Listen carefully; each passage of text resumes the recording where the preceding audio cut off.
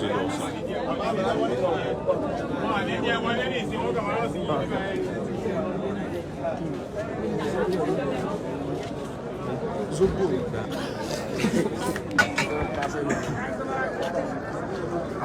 we are live at the. Okay.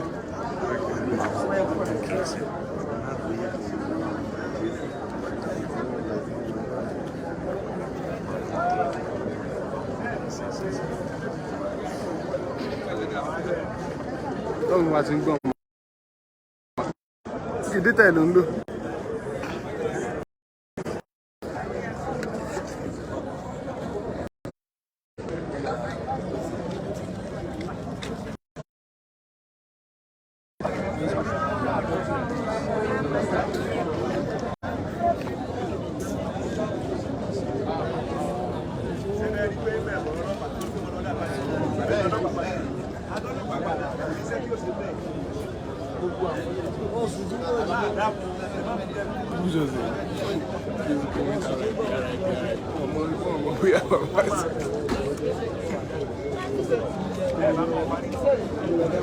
Let's go.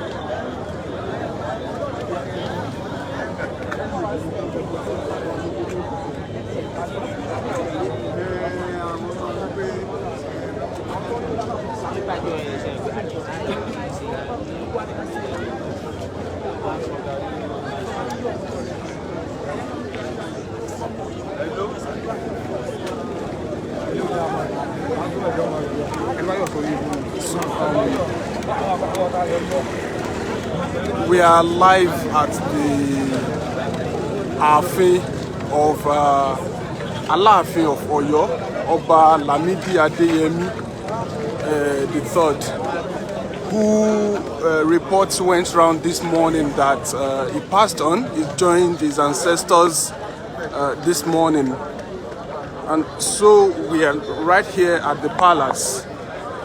Presently, as we speak, no member of the press is allowed to enter into the palace. The palace is locked. Only a few select persons are being allowed to enter into the palace. As we speak, what we heard from those at the entrance is that they are performing the rituals for the burial of the Alaafin, which they call Oro. So that was what we learnt. And so we are still here, still waiting for official information from the palace to tell us what exactly is going on with regards to Baba's burial or the processes leading to the burial. We haven't known anything yet. We're still waiting at the palace. As you can see, we have a lot of people here who have come to sympathize, to condole with the family of Kábíyèsí Alaafin of Oyo, Oba Lamidi Adeyemi Keta. So we are here. A lot of people are here who residents and well-wishers all across Oyo town are here to, sympathize with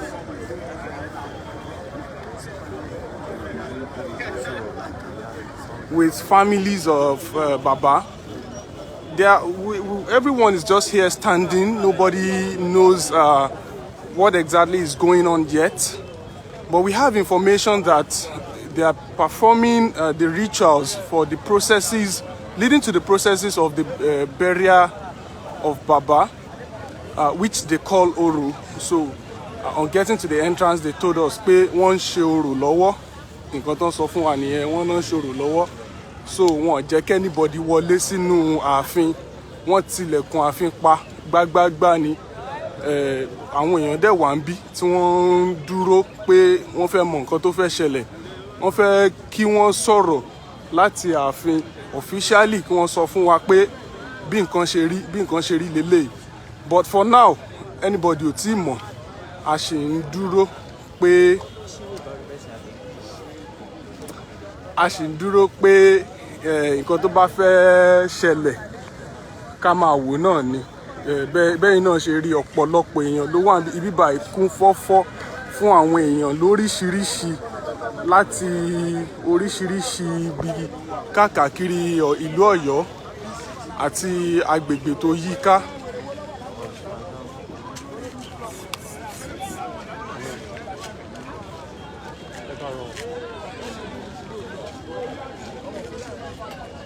Okay. Kí lẹ sọ? Okay, ẹ bá mi gbé wá sí Àgídìgbò FM. Ẹ bá mi gbé wá sí Àgídìgbò FM. Àgídìgbò FM. Yeah. Hello?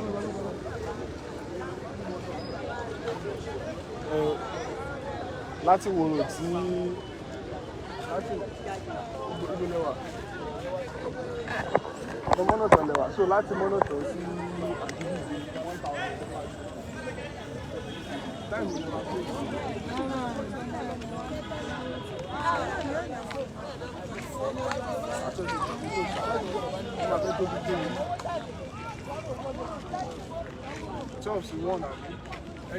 send addresses.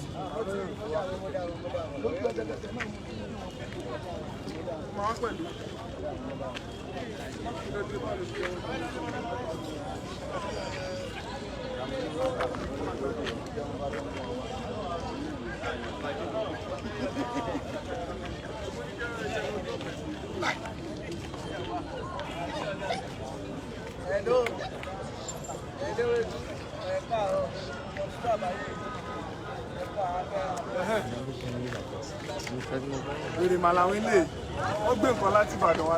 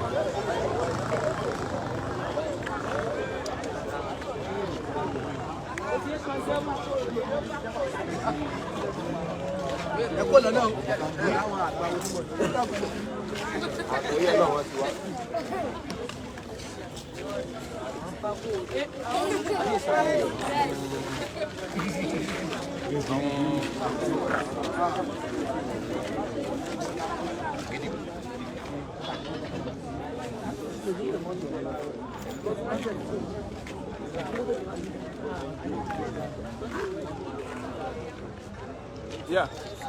So àwọn ọlọ́pàá náà wà níbí báyìí, àwọn òṣìṣẹ́ elétò ààbò àwọn náà wà níbí láti rí pé gbogbo nǹkan lọ bó ṣe yẹ kó lọ. They are here to ensure the security that there's adequate security provided here, especially given the fact that you know, when things like this happen, a lot are bound to follow, and as such, to ensure that they don't have any funny situation, we have men of the various Nigerian security agencies here, you know, just to ensure that things go accordingly and there is no problem, especially with regards to security of the palace. And well, like we told you earlier, we are yet to get any official information from the palace. We're just here. Members of the press are not allowed into the palace yet. We learnt they are performing the rite, which is of course part of the process to the burial of the king, Alaafin Adeyemi Keta. So we're still here waiting. We're waiting to get an official information from the palace. And as you can see, a lot of people are here, you know, to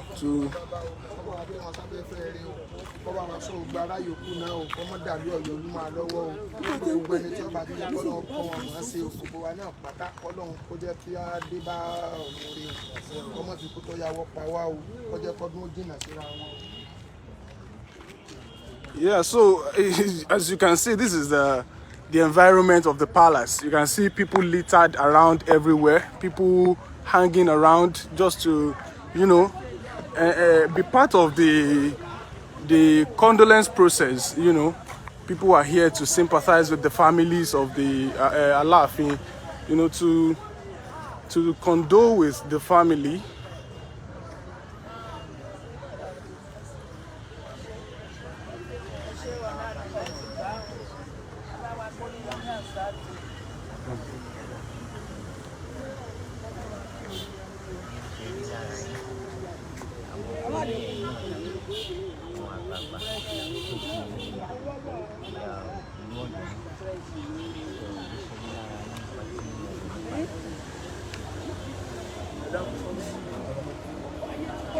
Erasa.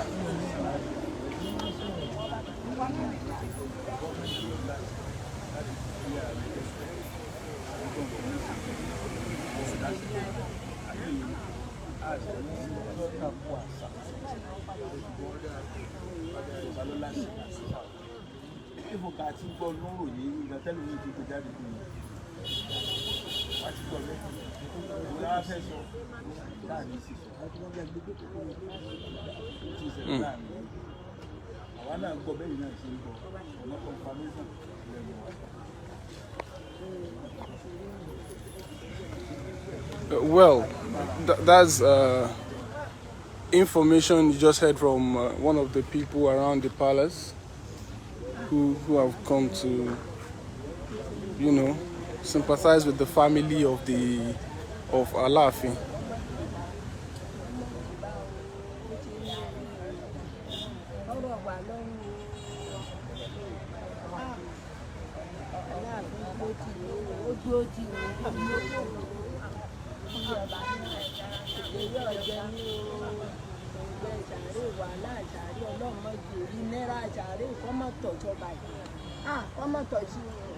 Irú èèyàn wo ni wọ́n jẹ́ ńgbà tó ń wà? Irú èèyàn wo ni wọ́n? Èèyàn gidi ni, èèyàn gidi lọ́ba, èèyàn gidi ni. Ó dúró tì mí nígbà tó ṣòro. Ó dúró tì mí gbangban. Òjò yóò jẹ mímọ́ lọ ìlú Ìbàdàn, ó tún dúró tì mí. Ọlọ́run má fìyà jẹ bàbá yìí, òǹgbẹ sàárè, wàhálà sàárè, foró sàárè. Ọlọ́run má jẹ ọ̀pá kábíyèsí. Ó dúró tì mí o, ó dúró wà lẹ́yìn mi. Òjò yóò jẹ mí. Òjò mọ̀ yà, mo sì wà nílùú Aláàfin, mo ń jẹ, mo ń jó, mo sì ń jọ́tọ́, mo ń rìnrìn re. Ọlọ́run lè fìyà jẹ o, wúre. Ọ̀rọ̀ àbọ̀ rẹ̀ jẹ́ fún ìyá àti bàbá òní jábọ̀ burú agbára Ọlọ́run. Àlèkà aláàánú pẹ̀lú ògùn Ọlọ́run ọ̀ràn àti ọ. Àtọ́júlé àtẹ̀bùrú pẹ̀lú ògùn Ọlọ́run rí nira. Ìdààmú òní bọ́ o, wọ́n kábíyèsí o. Ó dúró tì mí. Ó dúró tì mí o. Ilé olówó Ìbàdàn máa ní ọ̀nà kábíyèsí òkìkí náà. Ẹgbẹ́ máa lọ. Ó dúró tì mí.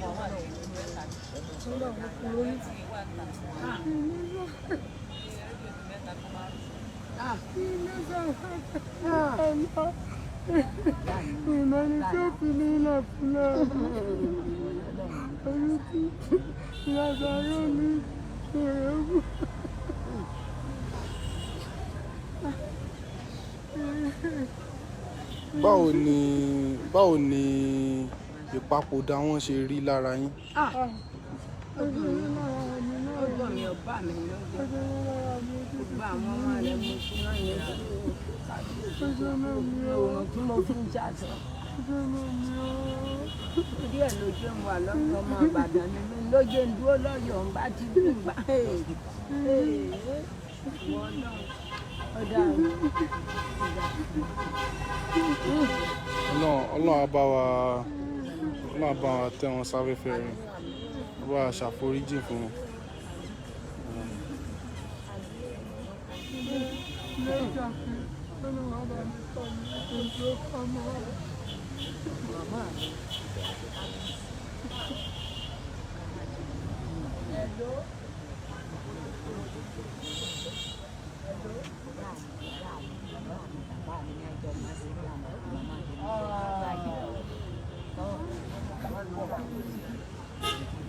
Ah.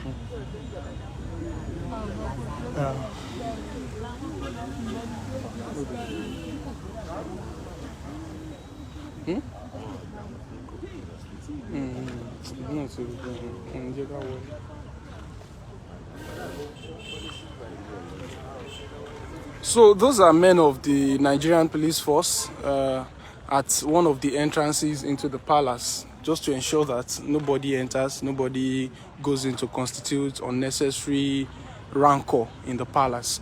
So they're there to ensure security of the palace as well as the security of your town generally. So as you can see, that's one of the local security agents having an interaction with one of us. So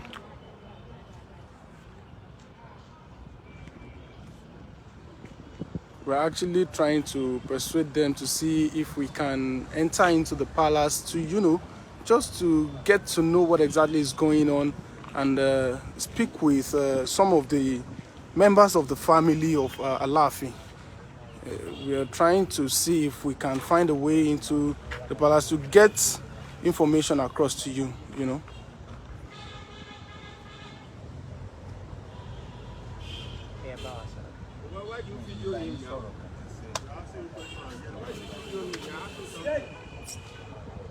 Okay.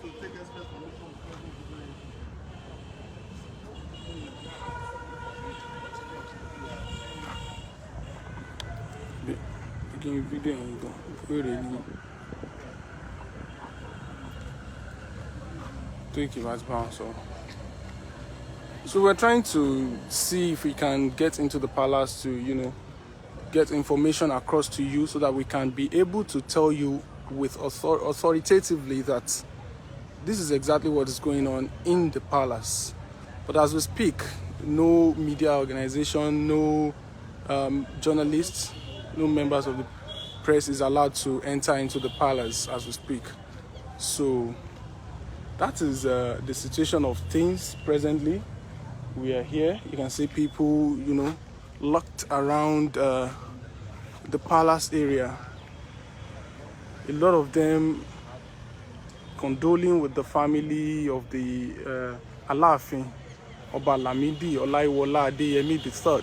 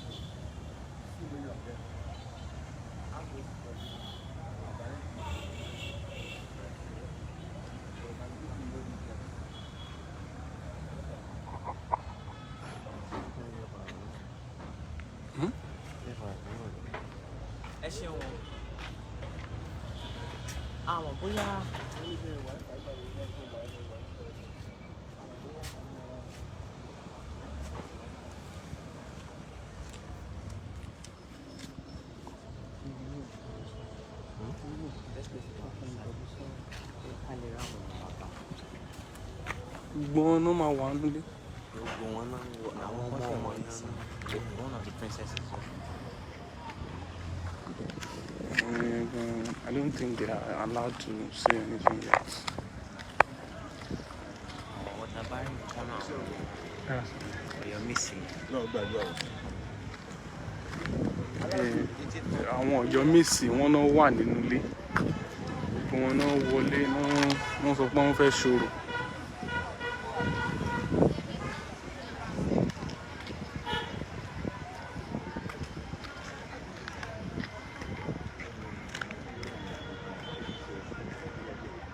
As you can see, these are some of the people, you know, around the palace area.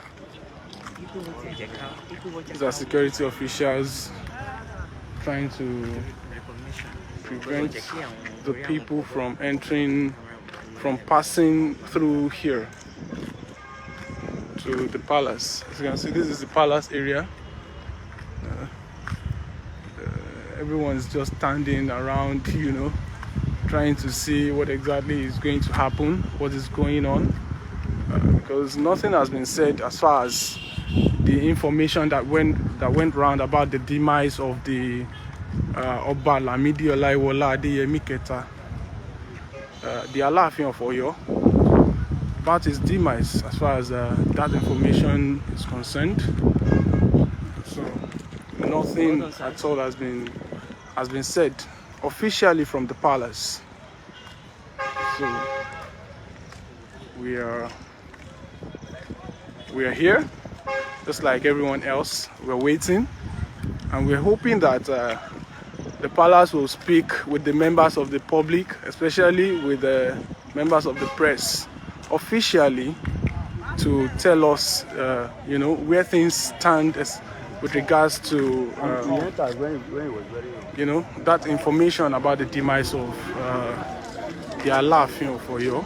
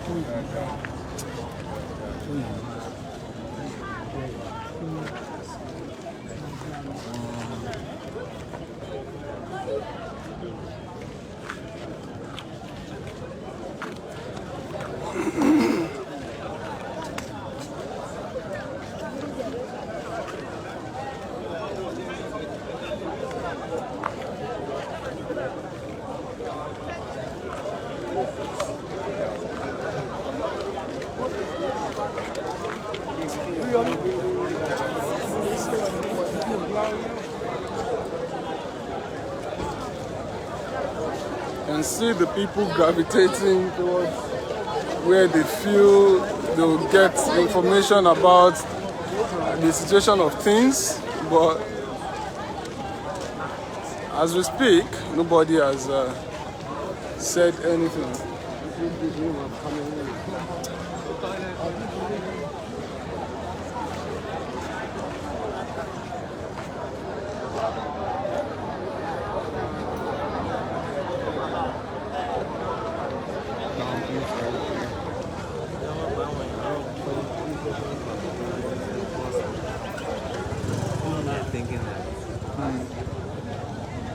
So the people gravitating towards this side, as you can see, actually believe that,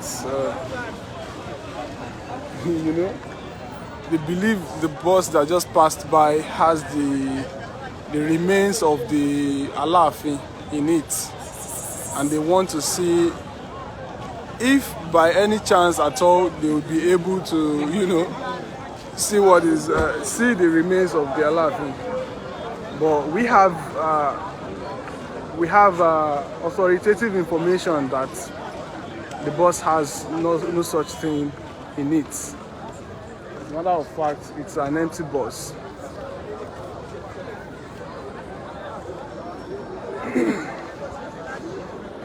So, yes, this is the palace area.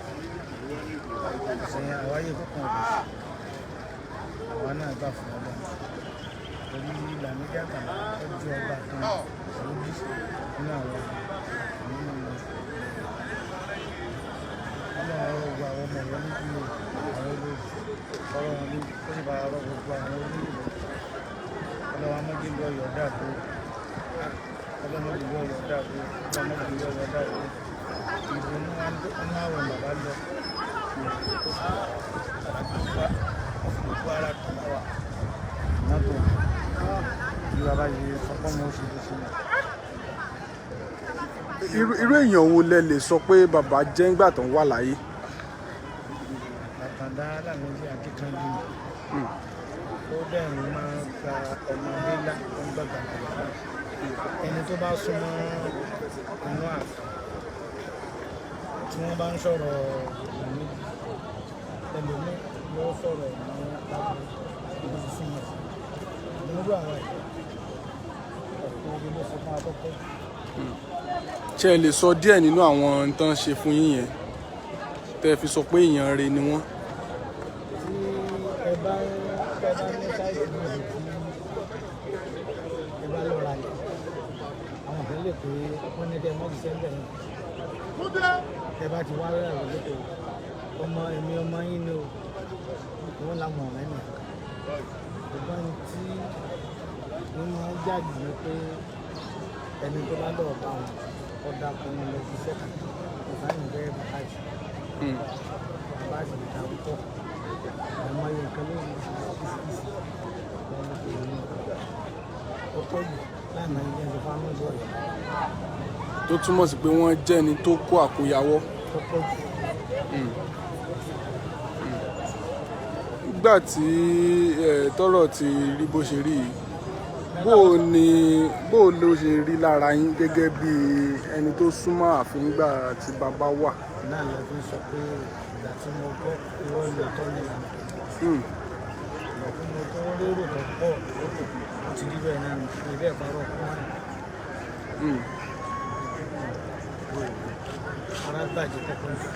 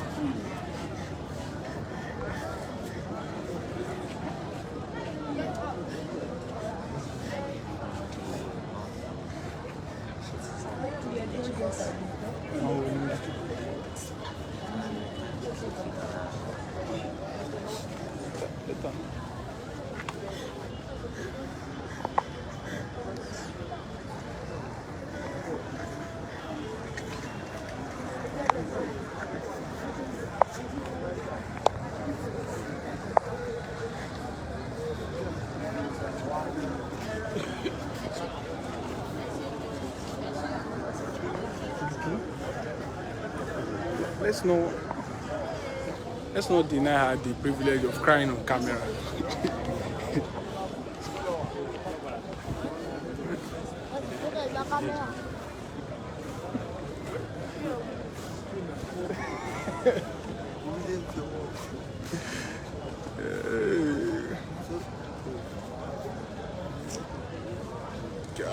kí n tèmi ṣe.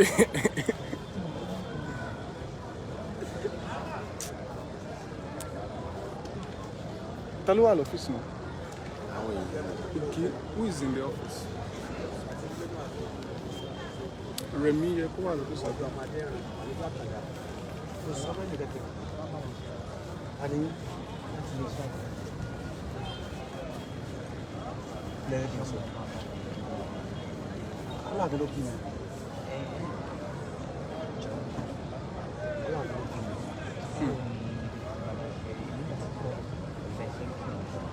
Báwo ni papòdà bàbá ṣe rí lára yín? Kí Ọlọ́run wọlá dídá sí èmi ni wọ́n ń pè ní Alaafin ní Ọ̀yọ́ tí mo jẹ́ ogun tí Alaafin fi ọmọ rẹ̀ bí tí èmi sì ń wọlá Alaafin. Ní tí Alaafin sí nínú ayé mi ó pọ̀ gan púpọ̀ gan. Ní tí mo kàn lè sọ ni pé Alaafin wáyé ó yẹ wá sáyé ó wálé ayé ó wá sáyé. Tí mo kàn fẹ́ sọ fún gbogbo àwọn tá a jẹ́ tá a fi ń gùn ní Nàìjíríà tó jáì ní tí Alaafin sínú ayé tó ó pọ̀ gan. Kí ni àwọn nǹkan tó ń ṣe yẹn tẹ̀lé mẹ́nuba díẹ̀? Alaafin ṣe Alaafin lójú ayé Alaafin ẹlòmíì ò rí Alaafin rí kò dé ẹlòmíì sí ọmọ Alaafin Alaafin dẹ̀ sọ di nǹkan. Alaafin máa ń sọrí fún yàn bí ẹni pé yóò lọ́la ní tí àwa mọ̀ àmọye ọmọ ọlọ́mọ Alaafin ti sọ di yàn. Ẹlòmíì ẹni tó lè dúpẹ́ ẹni tí ó lè dúpẹ́ kò dúpẹ́. Alaafin sọ àwọn èèyàn dìbò náà lára orin tí Alaafin ṣe lèmi náà wà nítorí tí àwa náà fi ọlá Alaafin ṣe táà fi ṣe lọ́yọ̀ọ́ àti ẹ̀yìn odi ó pọ̀ gan. Ní tí mo kàn fẹ́ sọ ni pé ní Nàìjíríà ewu Lamidi Adeyemi ọmọ ìbírú kẹ́ àkọ́bí ọmọ Adéyẹmí kò sọ fẹ́ nìkan kó wọ́n lọ ó bà mí ló jẹ́ ó bà mí ló jẹ́.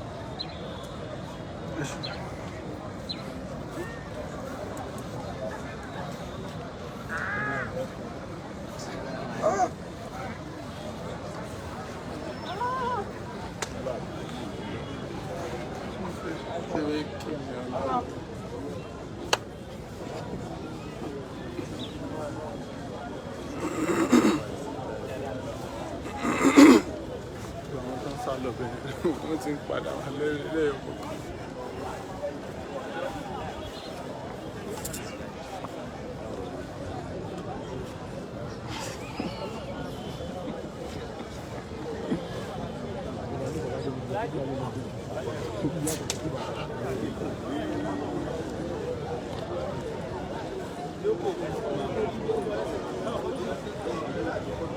Wọ́n ní àìṣe ọ̀fọ̀ ọba torí pé ẹnìkan yìí sọ pé ọba kú, ṣùgbọ́n nílùú Ọ̀yọ́ lónìí pẹ̀lú bí nǹkan ṣe ń lọ ó dàbí ẹni pé ọ̀rọ̀ ọ̀hún ó bà àwọn èèyàn ó bà wọ́n gan. Òun náà lẹ́yìn náà ti ń gbọ́ látẹnu àwọn tí wọ́n jẹ́ olùgbé àtọmọ bíbí ìlú Ọ̀yọ́ tí wọ́n ń ṣe ọmọ bàbá gangan ṣùgbọ́n tí wọ́n kàn jẹ́ ọmọ àfẹnubí bàbá tí wọ́n ń ṣe ọmọ tí bàbá bí gangan. Àwọn gan sọ pé èèyàn ni wọ́n, pé tí wọ́n bá ń pè èèyàn léèyàn rẹ̀ pé bàbá gan làbá máa fi ṣàpẹẹrẹ pé èèyàn rẹ̀ rèé pẹ̀lú oríṣiríṣi nǹkan takuntakun tí wọ́n ṣe ní gẹ́gẹ́ bí oore fún àwọn èèyàn, ẹni tí wọ́n ràn lọ́wọ́ fúnra lára wọn, ẹni tí ó jẹ́ pé yóò ti ara ẹni tí wọ́n ràn lọ́wọ́ rí ìrànlọ́wọ́ náà ni lóríṣiríṣi bẹ́ẹ̀ yẹn. Òun ni wọ́n sọ fún ni wọ́n ń jẹ́ ká mọ̀ pé bàbá ṣe kán tó wàjà. Ṣùgbọ́n bó ti wù kó dùn tó bó ti wù kó tún dùn tó yóò padà lópin lọ́jọ́ kan náà. Òun ló fà á fi jẹ́ pé lónìí ọ̀pọ̀lọpọ̀ èèyàn ló wà ní agbègbè àyíká ààfin ààfin Aláàfin tìlú Ọ̀yọ́ tí wọ́n wá kẹ́dùn pẹ̀lú àwọn mọ̀lẹ́bí àti àwọn ojúlùmọ̀ bàbá.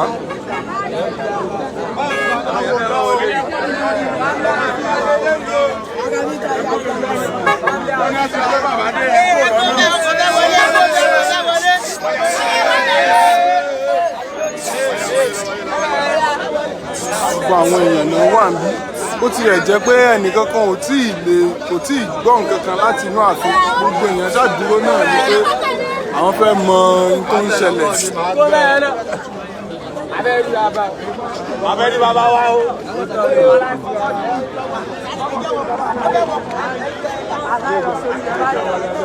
Ààfin náà pé bí o.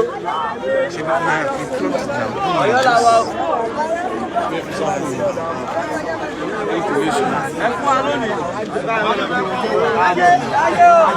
Àtàwọn aláàánú àti wáńjẹ ta.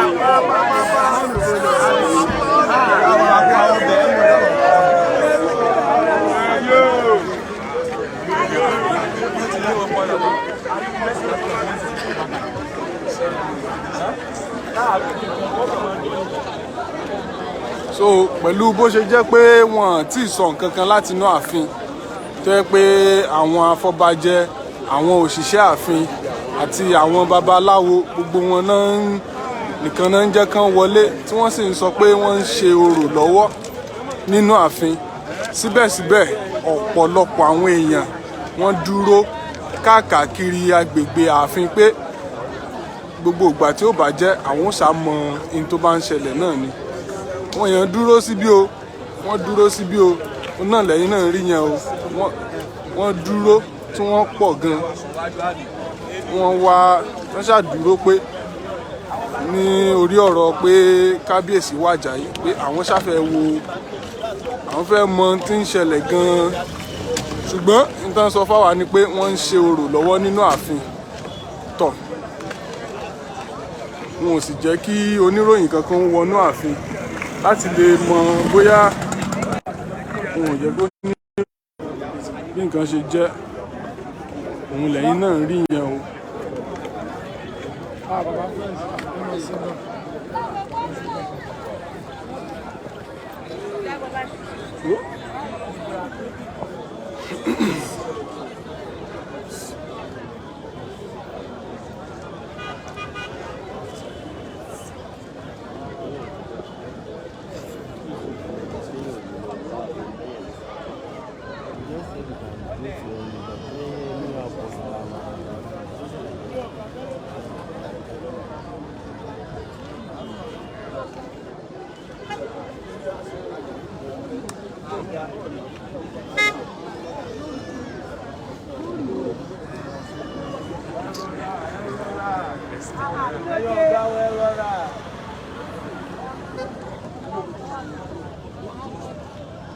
Jẹ́ ń pe orí gbígbà pẹ́pẹ́ rẹ̀ ní.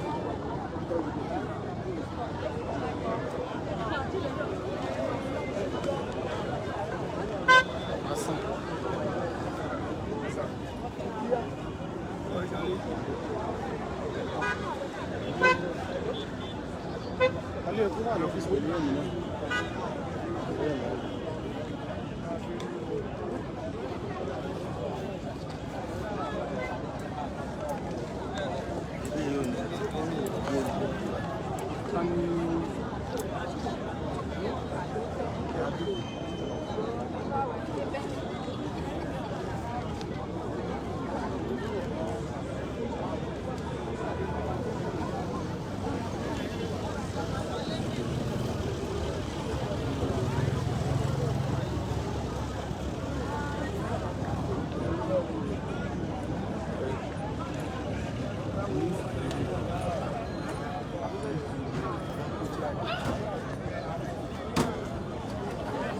Nàìjíríà èyí kọ́ yìí ọmọ tí kò jí àdé sí ààfin Aláàfin ti Ọ̀yọ́.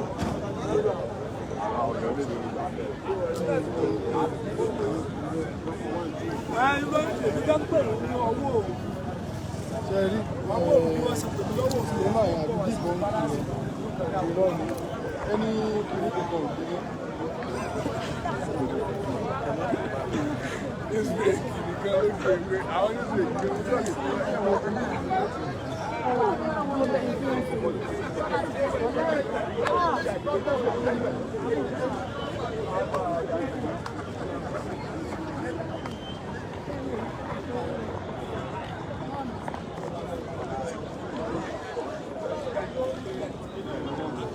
Bàbá, ẹ káàárọ̀, a kú ojúmọ́ láti iléeṣẹ́ Àgídìgbò ni nílùú Ìbàdàn.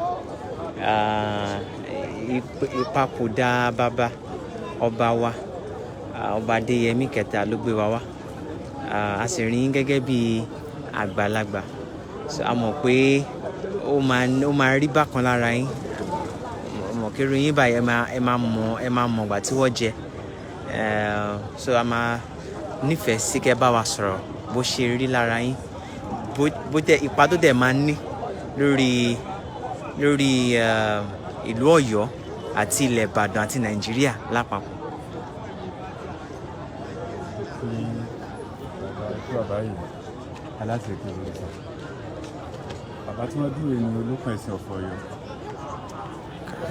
òun ni arúgbó ọba kú àgbà ńlá nígbà ọmọ tó kú ọmọ ìjọba nípa àdìgbà nígbà tí ìdìbà tí wọ́n fún lásì òǹdẹ̀ ṣe kú bàbá ó jẹ́ tó jẹ́ ẹ̀dùn ọkàn fún gbogbo àwa tá jẹ́ ìlú Ọ̀yọ́ àti Ìbàdàn àti Nàìjíríà kọ́nà bá ní tẹ́lẹ̀ bá sáré fún ìlú Ọ̀yọ́ àti Nàìjíríà kọ́nà bá ní tẹ́lẹ̀ bá sáré fún ìrèdè ó jẹ́ ẹnìkan tó ṣe kúkú kankan yàyà nínú Nàìjíríà tí kò sẹ́nìkan tó jẹ́ ọmọ kékeré tó lóko tó wà lólẹ̀ tí ò mọ Alaafin of Oyo Ọba Lamidi Adeyemi kú àbáyé ṣùgbọ́n tó òkú rẹ̀ bọ́lá ti ní òkúta ní gbogbo wa tí wọ́n tó ní gbogbo òkú ó jẹun tó bá gbogbo wa nínú jẹ́ láti ìgbà tí a ti gbọ́ nínú ọdún tó rẹ̀ ètò wọn sí wọ́ọ̀ṣẹ́ wọn bá gbé ọkọ̀ sára wọn kọ̀ lórí ìjọ gbogbo àwa náà ti adé náà tó bá ní ká bá ń bọ̀ ní sábàrà kátà lè ṣe gbàǹtọ́lọ́run wọn bá ń kọ́ ẹ̀ sáfẹ́ rẹ̀ ní gẹ́gẹ́ bí ẹ̀ka tí mo jí ti àbí Olókun Ẹ̀sìn nínú ẹ̀sìn Olókun Ẹ̀sìn ọ̀sìn ní balẹ̀. Ṣé bàbá fúnra wọn lè bá wa sọ̀rọ̀ ni? Ọ̀yá bàbá ẹ bá wa sọ̀rọ̀. Ẹ bá wa sọ̀rọ̀. Ṣé àbá? Mo gbé àbálẹ̀. Àwọn ti sọ̀rọ̀. Wọ́n ti àbálẹ̀. Owó ṣe dáadáa. Ọ̀hún àti ọ̀rọ̀ sọ̀rọ̀ pẹ̀lú ọjọ́ ìfún nítorí tí ìlà ìpín lè bójú pé ó change program bí bàbá ti ṣe sípò padà Olókun Ẹ̀sìn náà gbọ́dọ̀ sípò padà. Nítorí bí Aláàfin bá ti sípò padà Olókun Ẹ̀sìn tẹ̀lé ẹ̀mí ìjìnlẹ̀ bí wọ́n ti tẹ̀lé. Ìyá ọ̀rọ̀ pé arọ́jú ọba kó olóko yọ ọ́ lẹ̀ sí ní òde òní bá kò sí àtúnṣe ń bẹ̀. ṣùgbọ́n èèbó ti sọ gbogbo ẹ̀ di ẹ̀rọ torí bí aláṣẹ papòdà lónìí Olókun Ẹ̀sìn gbọ́dọ̀ kú. Olókun Ẹ̀sìn gbọ́dọ̀ kú. ṣùgbọ́n nígbà tí wọ́n ti ṣe gbogbo ẹ̀ wọ́n ti ṣe gbogbo ẹ̀ èèbó tó kọ́ wá èèbó díò lọ wípé ẹnìkan kan wọn gbọ́dọ̀ bá ọba kú ìtọ́fà lọ. ibi àbáyé ní bí kábíyèsí ti fún yìí àbáyé náà gbọ́dọ̀ gbẹ́lẹ̀ fa náà ó sì ẹ̀yẹ̀ méjì ló sì gbọ́dọ̀ kú. lágbo gbogbo àwọn ìjọba. ṣùgbọ́n nígbà táwọn èèbó ti sọ di ẹ̀rọ fún irú àwa tá a ṣẹ̀ṣẹ̀ ń dàgbà tá a mọ bó ṣe máa ń ṣe ń gbà yẹn, báwo ni wọ́n ṣe máa ṣe, mi mọ bí màá ṣe béèrè o, báwo ni wọ́n ṣe máa tẹ̀lé bàbá Aláàfin? tó fà á nígbò tí pé tí Aláàfin bá ti ń lọ Olókun Ẹ̀sìn pẹ̀lú ẹ̀rọ rẹ̀ tí Aláàfin bá rí pé wọ́n fẹ́ sùn nígbà wọn bá tẹ́ ìtẹ́ tán Olókun Ẹ̀sìn yóò yíra kiri kí nǹkan bá ṣe Aláàfin tí Aláàfin bá rí pé fẹ́ jẹun tí wọ́n fẹ́ ń lọ tán Olókun Ẹ̀sìn gbọ́dọ̀ tọ́ wọn kó tó rí pé àwọn torí wọ́n ti mọ̀ pé tí nǹkan bá ti ṣe bàbá òjìdàgbọ̀n náà àná gbọ́dọ̀ lọ so àwọn bá fún defend gẹ́gẹ́ bí àwọn army pẹ̀lú àwọn ọkùnrin tí wọ́n ń dìgáàdì ní ìsìláyè sí àwọn làwọn wà fún defend pé Aláàfin bá kú bí àṣà bí ti jẹ́ ìta so ilé méjìlélógún tí ó kù mẹ́rin ló bù mọ́lẹ̀ níwájú Aláàfin mẹ́rin ló bù mọ́lẹ̀ lókè mẹ́rin ló bù mọ́lẹ̀ lápọ̀ọ̀sì mẹ́rin ló bù palẹ̀ lápẹ̀ ìṣòṣì ẹ̀ so ṣùgbọ́n nígbà tí ìgbó díò tó wá nígbà tí ìjẹta ló bírèkì ẹ̀ tí wọ́n bá bírèkì ẹ̀ tí ìwé ìgbọ́dọ̀ bírèkì ní ìlú nílẹ̀ ìgbàwá gbọ́n lórí ìlú bá ìgbà ìṣèjú láàrin báyìí so kò lè aróyé bá kú Olókun Ẹ̀sìn àgbà ńlá mi ọmọ akéwì kí wọ́n máa yẹ kó pa nípa nígbà tá a jìbà tó lórí ìkùn láti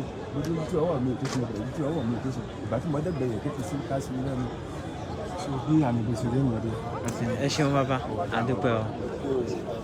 Bàbá Olókun Ẹ̀sìn kárọ̀lẹ́ o.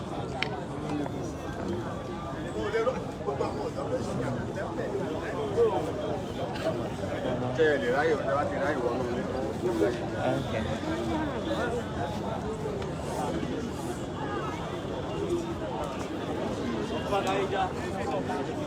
Ẹ kú ojúmọ́ láti lè ṣe Àgídìgbò nílẹ̀ Ìbàdàn. Ìpapòdà ọba ló gbé wa wá. A sì wò pé ká fi ọ̀rọ̀ jomitoro ọ̀rọ̀ pẹ̀lú àwọn ará ìlú bó ṣe rí lára yín àti bẹ́ẹ̀ ṣe rò pé ipa tó máa ní lẹ́yìn ní nílùú Ọ̀yọ́ àti ní orílẹ̀-èdè Nàìjíríà lápapọ̀ ló gbé wa wá o. A ṣẹ̀ṣẹ̀ bá bàbá olókùn ẹṣin sọ̀rọ̀ ni wọ́n sì ti sọ fún wa pé tó bá jẹ́ tẹ́lẹ̀ ni bí ọba ṣe kú yẹn ó yẹ kó lókùn ẹṣin náà kó tẹ̀lé wọn, so a tún ti kọ́ nǹkan kan sí méjì, so wọ́n ti sọ pé ẹ̀yin ni ká bá sọ̀rọ̀ ẹ̀yin ni spokesperson. Gbogbo bó ṣe ṣẹlẹ̀ yẹn nǹkan tó tá a lè sọ yìí pé bóyá bí kàkà kásá pé wọ́n ń gúnyàn lábẹ́rẹ́ yẹn ṣe mọ̀ bí kíkà pé yàn kó sínú jàmọ̀nà ìyàn pé yàn máa sáré jáde padà gẹ́gẹ́ bẹ́ẹ̀ ló ṣe rí Ọlọ́run máa ṣàfihàn àwọn láàbù àti gbogbo Nàìjíríà pátápátá ọ̀rọ̀ mẹ́kọ̀ọ́. Kí lorúkọ yín sà? Mohammed Adeyemi. Ṣé ẹ di ipò kankan mú ní ṣé ẹ di ipò kankan mú àbí ẹ kò jẹ́ aráàlú?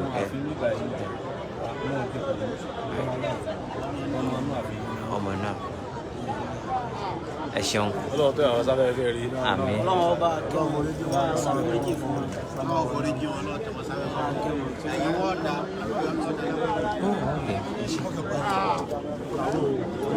Ẹ káàárọ̀ o bàbá. Yes sir. Ẹ káàárọ̀ o. Yes sir bàbá. Láti iléeṣẹ́ rédíò Àgídìgbò ní ìlú Ìbàdàn ní sà. So a máa nífẹ̀ẹ́ láti bá yín fọ̀rọ̀ jomitoro ọ̀rọ̀. A gbọ́ pé kábíyèsí papòdà àsìkò àkó aráfẹ́rakù. Kí lorúkọ yín sà àti bẹ́ẹ̀ ṣe jẹ́ sí kábíyèsí àti bí ìpapòdà kábíyèsí ṣe rí lára yín bàbá? Èmi ni mo sì fọ́lọ́run sọ Àjíbọ́lá baálé Agogun Aláàfin. Kábíyèsí. Báwo ni ìpapòdà Aláàfin ṣe rí lára yín? A máa dúpẹ́ lọ́dọ̀ Ọlọ́run náà. Kò sí àmì ìdúpẹ́ Ọlọ́run dájú òní ìpapòdà. Ṣùgbọ́n nígbà dákòókò tó àti ìdáhùn ìfọlọ́. A máa dúpẹ́ náà ni. Bí ò tiẹ̀ dùn máa wà á gbà ń kàdára. Àti gbà wo lẹ́yìn ti wà pẹ̀lú bàbá? Mo wà tó nǹkan ọdún 40 ọdún.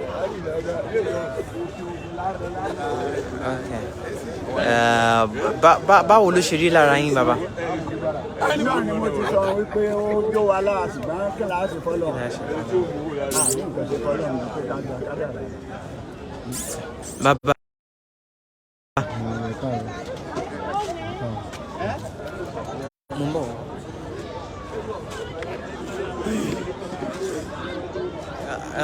Kí lorúkọ yín bàbá àti ipò tẹ́ dì mú? Sàlámì Àjàní, baálé Jàbàtà, jagunjagun Aláàfin Ọ̀yọ́.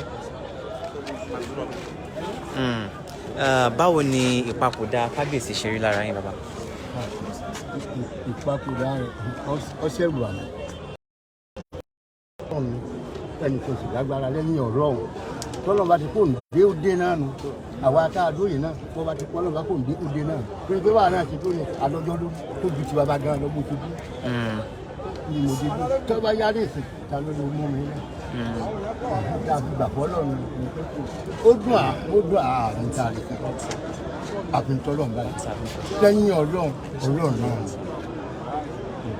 àtúndúpẹ́ torí pé kéèyàn bá jagun tí wọn ò máa dè mọ́lẹ̀ ọpẹ́ ni lọ́dọ̀ ọlọ́run àdúpẹ́ pa ilé yìí àsìkò tó lọ́nà kí tí a náà bá tó. Báwo ni ẹ ṣe rò pé ó máa rí kí ni ipa tí ìpapòdà wọn máa ní orílẹ̀-èdè Nàìjíríà lápapọ̀ àti nípínlẹ̀ Ọ̀yọ́? Ipò tí àwọn kó ìmọ̀ tẹ́lẹ̀tẹ́lẹ̀ a mọ̀ pé yóò fún ó lè padà tó tún jù bẹ́ẹ̀ lọ àmọ́ àmọ̀ pé yóò kọ̀ kò sí tí ó lóde lélẹ́lẹ́ tí ò ní bẹ́ẹ̀ àwa gbà pé bí nǹkan lè yọ ọ́ dẹ̀ ni a ti gbà bọ́ náà pé àsìkò ti bàbá ló kù wọ́n ní pé òun náà gbìyànjú bọ̀ fún wa ní ìṣe takuntakun àwa tá à ń bẹ lẹ́yìn rẹ̀ náà àwa náà ti ṣe takuntakun lẹ́yìn rẹ̀ wọ́n bá kó ìdí fáwọn náà ní ìṣe dáàsì lẹ́yìn ọlọ́run náà. àbáwá lu ọ̀pọ̀lọpọ̀ ọdún kó tó wájà láti lọ bá wọn bàbá wọn ǹjẹ́ kí ni ẹ lè sọ nípa wọn nípa àwọn ohun mèremère tó ń ṣe tán gbéṣe nípìnlẹ̀ Ọ̀yọ́ àti nínú Ọ̀yọ́ gangan. orílẹ̀-èdè Nàìjíríà wọ́n gbèsè wọ́n try in fact pé àwọn náà wọ́n jẹ́ ọ̀mọ̀wé wọ́n sì gbéyàn takuntakun nínú ìlú tó jẹ́ pé inú olórí gbogbo ọba òun kò tí ì sẹ́ni tó kù ní ọba Yorùbá títí tí èdè London tí wọ́n gbàgbọ́ ni pé ó try ó gbìyànjú gẹ́gẹ́ bí ẹ̀yin ń gbàgbọ́ wa ní ó ṣe ìwọ̀n tí ó lè ṣe bàbá náà ṣe ìwọ̀n tó lè ṣe àwa tá a dúró ìdẹ́kùnrin abáríkì náà láti. ẹ ṣé bàbá ẹ káàárọ̀ bàbá o.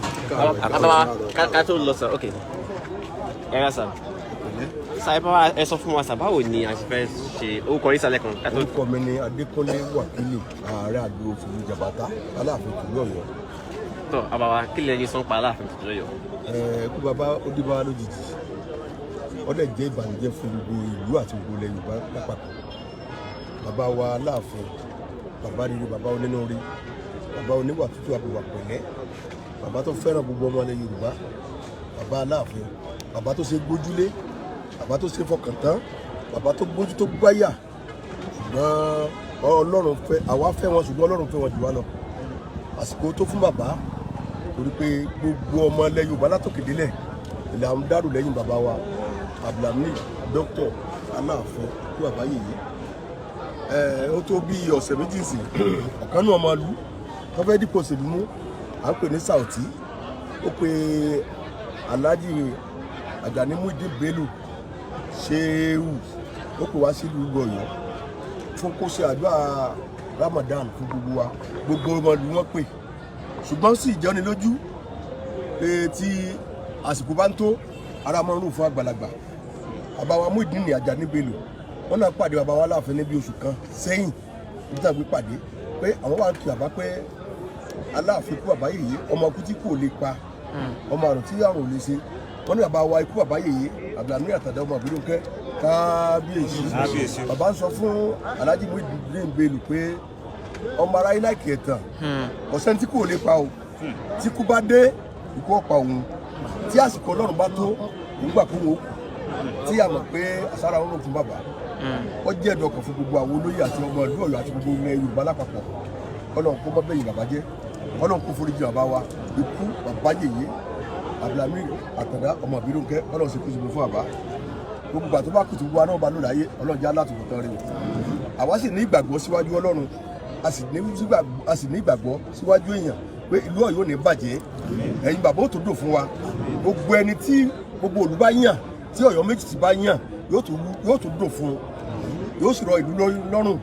yóò sì ní bàjẹ́ lásìkò tẹnìyẹn náà pẹ̀lú ògo Ọlọ́run yóò rojú ìlú ọ̀rọ̀ ayé pẹ̀lú ògo Ọlọ́run ṣùgbọ́n àìfẹ́kẹ́ ni wọ́n kẹ́yìn wọn kúrò orí bàbá wa bàbá takuntakun akíkanjú ọ̀mọ̀wé ni bàbá Ọlọ́run sì kú sí mi fún bàbá. ẹ ṣé o bàbá. ẹ ṣé gan ni bàbá wa ẹ ṣé gan ni sà. bàbá orúkọ yín àti ipò tẹ́ ẹ dì mú. orúkọ mi ni Tajudeen Àtàndá Tìjání ṣe Olúbàjí Jàbátá Ọ̀yọ́. báwo ni lábẹ́ baálẹ̀ Jàbátá Ọ̀yọ́. báwo ni ìpapòdà bàbá ṣe rí. ọ̀fọ̀ ńlá gidi ni ó ti pé bí bàbá ti dàgbà iṣẹ́ tí wọ́n ń ṣe fún wa àfẹ́ kí wọ́n ti kú mẹ́wàá ṣùgbọ́n kò sí ní taari ṣe sí àgbàfọ́ Ọlọ́run náà ni a mọ̀ pé ikú Ọlọ́run ló kú lásìkò bá tó kọ̀ sẹ́ni tí ò lè lọ kí Ọlọ́run ọba kó bá wa ṣe fún ìsinmi fún wọn kó bá wa ṣàforíjì fún wọn wọ́n jẹ́ kí ìlú Ọ̀yọ́ bàjẹ́. a gbọ́ pé bàbá ti kó ipa ribiribi nípínlẹ̀ Ọ̀yọ́ àti lórílẹ̀‐èdè Nàìjíríà lápapọ̀ báwo lẹ ṣe rí. ọ̀rọ̀ tí ò ṣe é sọ tán lélẹ́yìn débi pé throughout Nàìjíríà kò síbi mo ti mọ kábíyèsí Aláàfin Ọ̀yọ́ débi pé ọba Yorùbá ni wọ́n sì fẹ́ràn tẹrú tọmọ tí wọ́n sì ń kọ́ gbogbo wa jẹ káàkiri ikú wa ó dùn wá lọ́pọ̀lọpọ̀. Ẹ ṣeun bàbá. Àmín. Ẹ káàárọ̀ bàbá. Orúkọ yín àti Ìṣàwù Àjíbádé ikú bàbá oṣù wa ní sàyè ó sì kù wá ọgbà tá a fẹ́ dá ọ̀rọ̀ ọjà kù bàbá tó wà ní káyọ̀ ọ̀sán gbogbo wa náà lọ́ba ló yá ní ìsìn oṣù tá a fẹ́ sùn ọba ní ìsìn tí ó ń gbé ọ̀rọ̀ bàbá dáadáa ọ̀sán.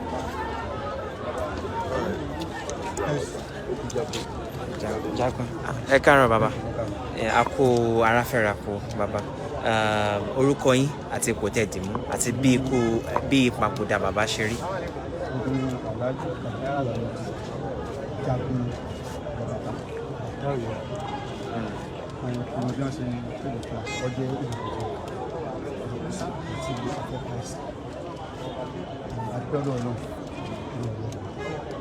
Gbogbo ọ̀pá tí wọ́n kó níbi wọ́n ṣiṣẹ́ takuntakun wọ́n kò sí kàkà fẹ́ sí ohun kálukú wá gbà wá àbúkú ara kò sí kàkà fẹ́ sí ìlànà olùkọ́sí kò sí.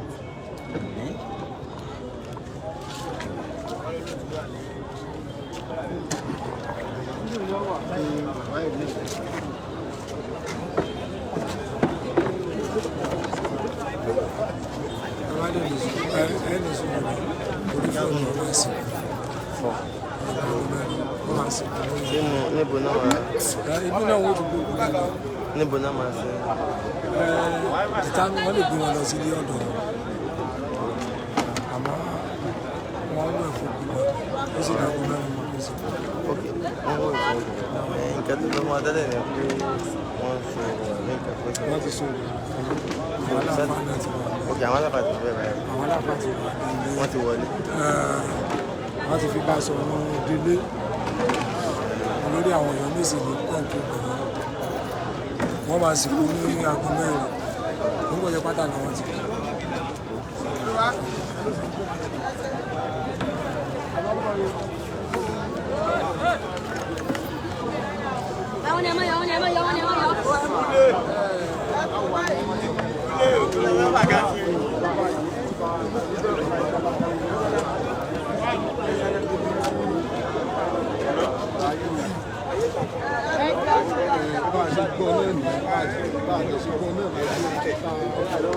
sí ààfin báyìí ṣùgbọ́n láti ìgbà tá a ti dé ààfin tí ń lọ bí wákàtí kan àbọ̀ báyìí tá a ṣe wà láàfin ohun tí àwọn tí wọ́n wà lẹ́nu ìlú ìlú kan sọ fún wa ni pé wọ́n ń ṣe ìrànwọ́ nínú ààfin nítorí náà wọ́n jẹ́ kẹ́nikẹ́ni ó wọlé sínú ààfin yàtọ̀ sí àwọn tán ní í ṣe pẹ̀lú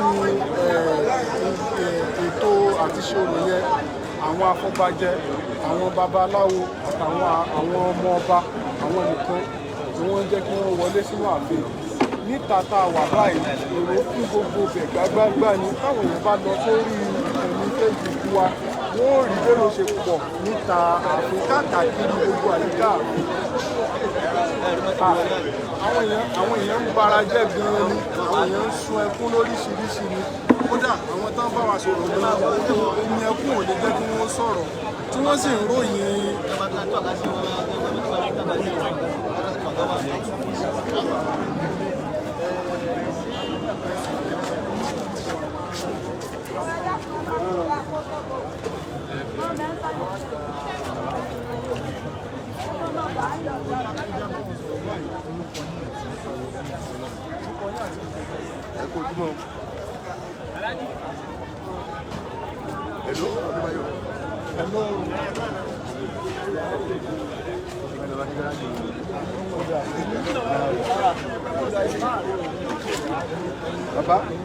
bàbá àtàwọn tí kò wá fún yín ìyẹ̀já jókòó.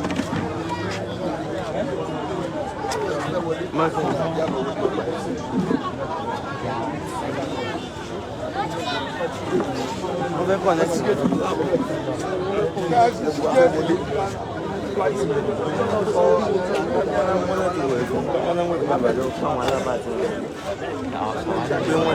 Àwọn babaláwo ti parí.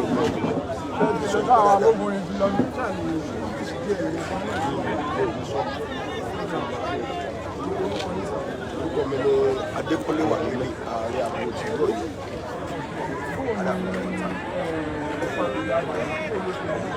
Ìpàdé parí ìyá kábíyèsí bàbá yìí wà láàfin ní Ọ̀yọ́ ó jẹ́ ẹ̀dùn ọkàn gbogbo àwọn ará.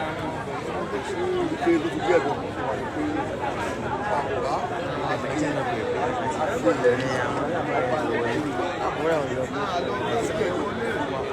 ṣùgbọ́n àwọn afẹ́ wọn Ọlọ́run fẹ́ wọn dára. Ìpè tí àsìkò bá ti tó àwọn ìṣe ní ìpèsè ní ìjọba sí gbogbo àkọọ́lẹ̀ bàbá àkọọ́lẹ̀ tí.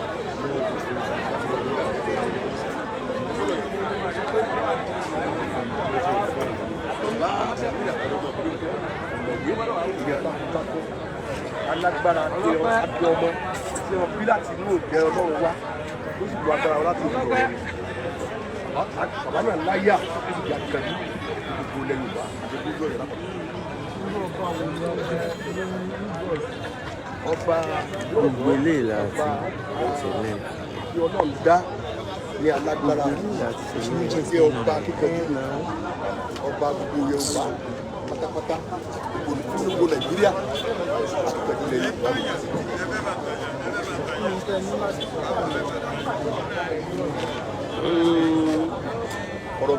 ọ̀rọ̀ yẹn jù mí sí gbogbo òbí ni pé Ọlọ́run dé lọ bàjẹ́ bàbá gbégbèsè bàbá síra pẹ̀lú ògbó Ọlọ́run yóò ní ìbàjẹ́ gbogbo ẹni tí gbogbo ògbó yàn tí ọ̀rọ̀ ọmọ ìsìn yàn ẹ tí ó ń wúlò fún òbí àti gbogbo orílẹ̀-èdè Yorùbá àti gbogbo orílẹ̀-èdè àgbáyé Ọlọ́run jọ̀wọ́ yàn wù wá àwa sì gbàgbọ́ pé ìlú Ọ̀yọ́ yóò ní bàjẹ́ lásìkò bàbá tó ní pé a mọ̀ sí rere tó ní pé ọba tó láyà ni tó ní pé gbogbo àwọn ìbò gan ọ̀pọ̀lọpọ̀ orílẹ̀-èdè wọn máa ń tẹ̀lé gba fún Aláàfin wọ́n sì máa ń tẹ̀lé gba fún ìlú Ọ̀yọ́ torí pé ìlú Ọ̀yọ́ aṣíwájú gbolẹ̀ mi bàbá bàbá.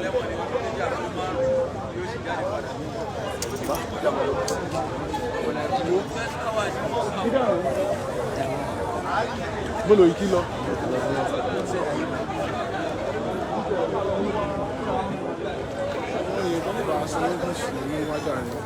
máa yẹ àti bá a sọ̀rọ̀ lẹ́ẹ̀kan. Mi fẹ́ lò fún news náà. mo ti gbé méjèèjì sílẹ̀ ní gbogbo ìgbà tó náà.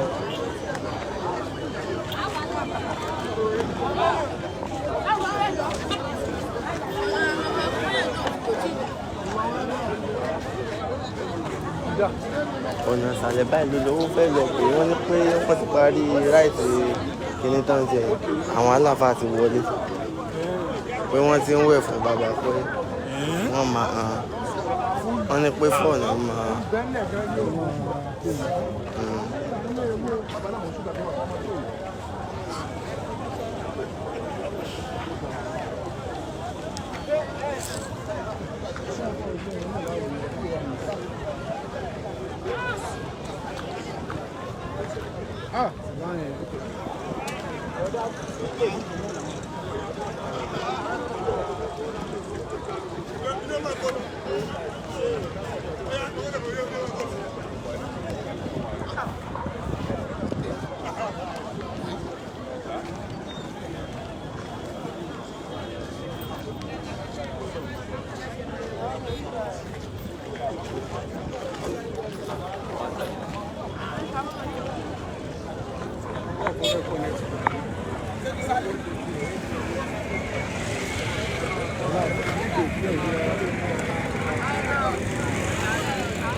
Sì wà lórí fóònù ṣá.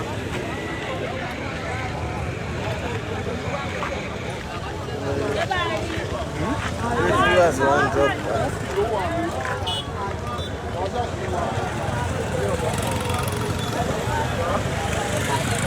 wọ́n disconnect wọ́n láwọn fẹ́ connect wọ́n bá jẹ́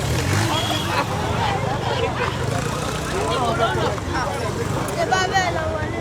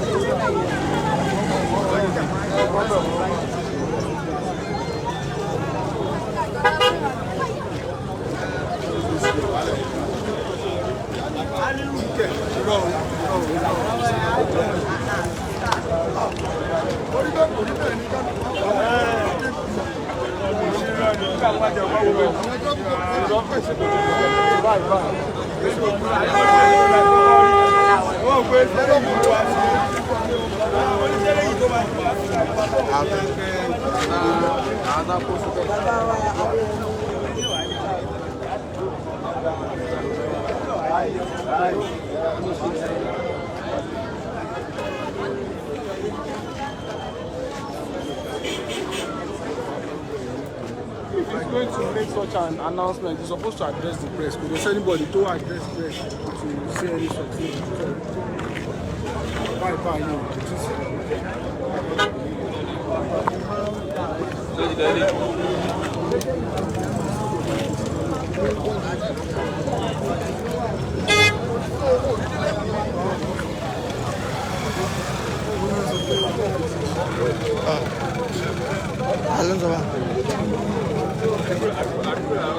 What did you do that? And never is Jai. Latigo.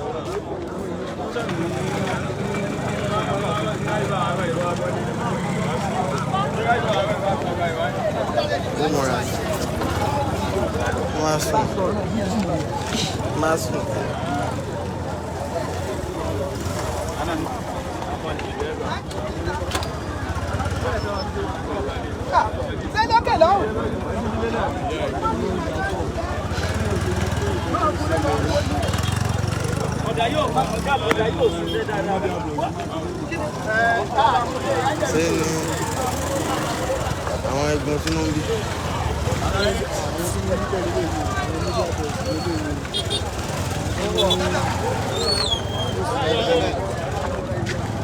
Ọ̀rọ̀ àwọn tó wà ní social media.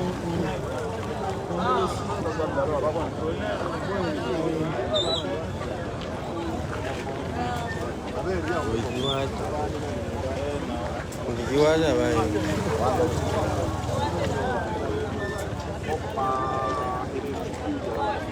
Wọ́n ti ẹ̀kọ́ kan bí wípé kí ló ṣẹlẹ̀ mú ní Ta ni? ọkọ̀ lóyún nì. Wọ́n lẹ̀. Wọ́n ń béèrè pé kí ló ṣẹlẹ̀ mú ní òkìkí ní gbọ̀n kiri. Òkìkí ní gbọ̀n kiri. Ṣé àbá ti jí ni? Òkìkí, any breaking news?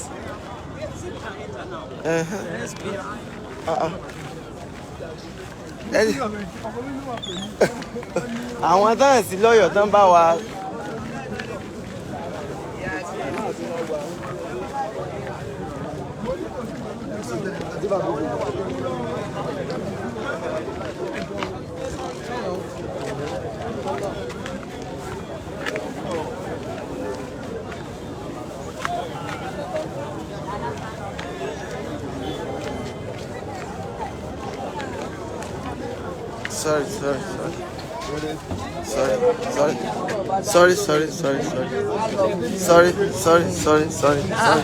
Sorry. Third person tó máa wọlé rẹ̀.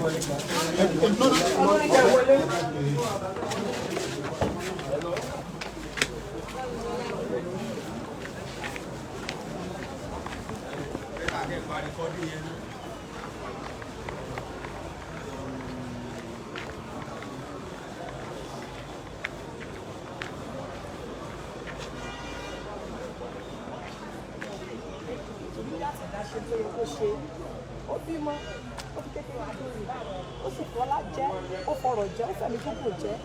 Lágbára àwọn mọ̀lẹ́ ìgbà mọ̀lẹ́ lágbára àwọn tí wọ́n ti tẹ̀lé Ọ̀yọ́ yìí dó, ilẹ̀ yóò ní jọ gbogbo wa lẹ́yìn àtìgbà yìí bàbá lè lò. Adúpẹ́ gbogbo ilé o. Apáfẹ́ àfẹ́ bàbá lè lò. Àwọn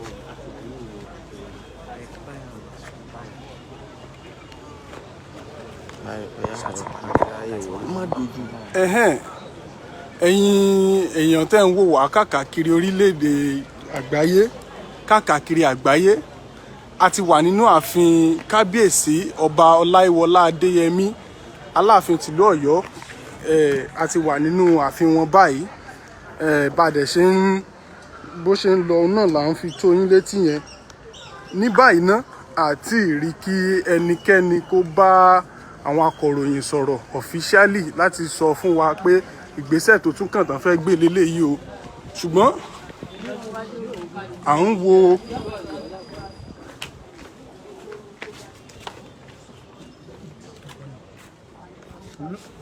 Fatigue was on man of the people. Who are these people? we are pressmen. From where? From Agidigbo, sir. You didn't tell me your identity, just join me. Oh, sorry, sir. So sorry. Okay. Yes, my name is Bode Durujayi, the Director of Media and Publicity to His Imperial Majesty, Ikú Baba Yeye, the Alaafin of Oyo. It's true that Alaafin passed on yesterday. Alaafin was a lover of peace, the first paramount to be appointed to be conferred with senior advocate of peace, the first paramount ruler to be appointed by four reputable universities in Nigeria. Can I mention the universities? Go ahead. Of XS, the corona is just key to us. And Igma, you ask the phenomenon. Okay. Key words. Okay. Like 6 or 7. Okay. Okay. Then the confirmation office there should be. Okay. Okay. Once again, my name is Bode Durujayi, the Director of Media and Publicity to His Imperial Majesty, Ikú Baba Yeye. It's true that His Imperial Majesty passed on yesterday. It was an enigma, a phenomenon. He was lover of peace, senior advocate of peace. He was referred to as an intellectual monarch, and he was a symbol of intellectual in reality. Ní Yorùbá sá. Ikú Baba Yeye, orúkọ mi ni Bode Durujayi, akọ̀wé ìròyìn fún Ikú Baba Yeye. Lóòótọ́ ni pé Ikú Baba Yeye wọ́n papòdà ní àná. Ọba Lamidi Adeyemi kẹta, ọba ńlá ni wọ́n o. Ọba tó jẹ́ wípé gbogbo àwọn ọba yòókù wọ́n fi wọ́n yangàn ni. Ọba tó lóye tó nímọ̀ tó jẹ́ kó ti ṣe fún ọ̀pọ̀lọpọ̀ àwọn èèyàn téèyàn ò lè kà tán. Jẹ́ pé alábẹ́ ẹnu àǹsáàsì ni wọ́n sì jẹ́ ọba tó ń ran àwọn èèyàn lọ́wọ́, ọba tí gbogbo ayé ń fẹ́ràn. Ẹ̀yin gan rí fún ara yín báyìí rí àwọn èèyàn káàkiri tó ń kẹ́dùn nípa ikú ọba ńlá tó lọ. Thank you. Is it okay, man? Is it okay? It's all right. Is it okay? Yes. Come and take. Let me write the story.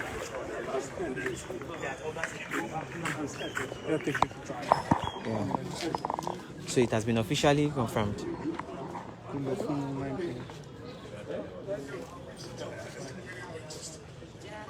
No.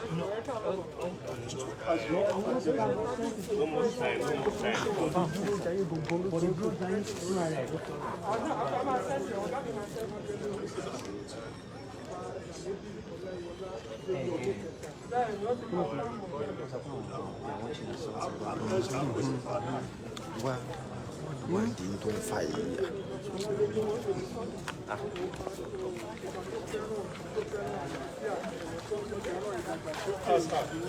Wọ́n fún àwọn èèyàn mọ́ra, wọ́n sì fẹ́ràn ẹ̀kọ́ níbi wípé kò sẹ́ni lọ́nà kan àbọ́nà tó dì fún wọn. Kí ni question ẹni kí n mọ̀ ẹ́ náà? Àwọn ní bàbá ìṣẹ̀lẹ̀ fún ẹ̀kọ́ gíga yunifásitì ńláńlá 4 ní Nàìjíríà wọ́n tó kú, èyí tí ò ṣẹlẹ̀ rí.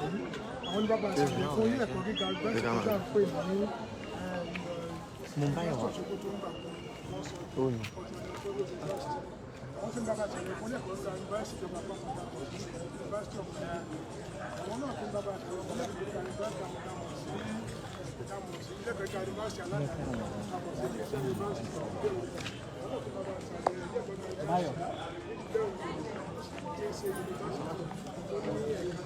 Ní kókó ṣe báyọ̀ gan tó dùn.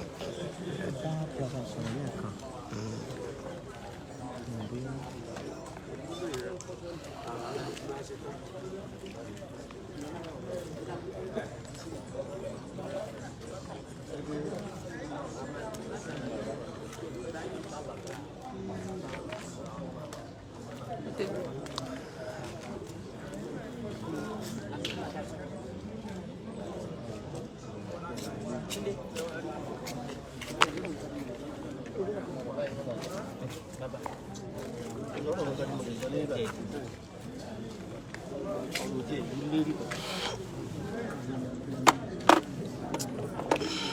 ẹ̀kọ́ sọ ipa tí bàbá àyè tí wọ́n fi sílẹ̀ ṣe máa ṣòfò ṣe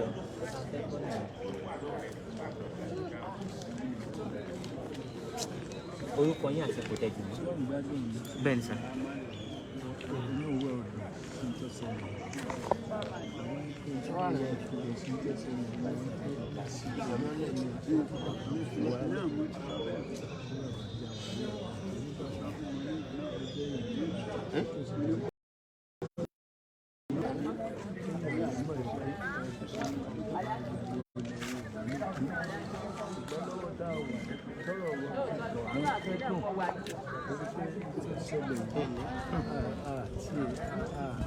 àwọn kan rẹ̀ pẹ́ẹ́pẹ́ ẹ̀fẹ́ kí ká máa gbádùn bàbá lọ síwájú pẹ̀lú gbogbo nǹkan tí bàbá máa ń ṣe àwọn ẹ̀yìn ọ̀dọ́ àti ní gbogbo ilẹ̀ Yorùbá lápapọ̀ ọmọ ẹ̀yìn wa lórí ní ìfẹ́ kí ẹnìkan rẹ̀ nìkan lórí ìfẹ́ kí ẹnìkan ó máa sọ pé yóò wà ní ìlú tí lọ́nà tí ó gbà yóò ti gbà àlẹ́ nọ́mbà rẹ̀ wà ní ọkọ̀ wá sì máa fi gbogbo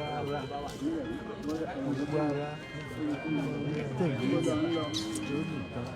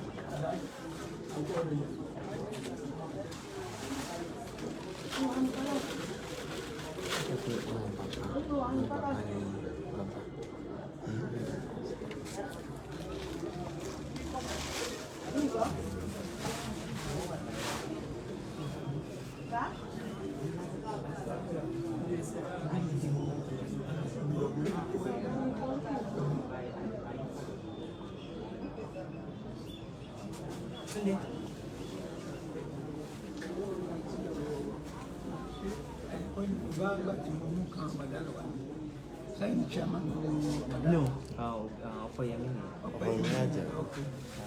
Ẹ máa sọ̀rọ̀ yín fún wa àti kò tẹ́ bẹ́ẹ̀ ṣe jẹ́ sí bàbá àti bí àbùdá wọn ṣe rí àwọn ọ̀pá àyà yín àti ipa tó máa ní orílẹ̀ ní ìpínlẹ̀ Ọ̀yọ́ àti lórílẹ̀ Yorùbá àti lórílẹ̀ Nàìjíríà lápapọ̀. Ṣé orúkọ mi ni Sheikh Daoud Abimbara. Mo jẹ́ ọ̀kan pàtàkì nínú ọmọ bàbá Alaafin. Ikú bàbá ó bá wa ní òjijì. Bí àsìkò yìí jẹ́ àsìkò tí a gbádùn wọn, tí kì í sì ṣe àwa nìkan, pẹ̀pẹ̀ gbogbo ayé yóò gbádùn bàbá wa Aláàfin. Ipò tí bàbá wa dì mú,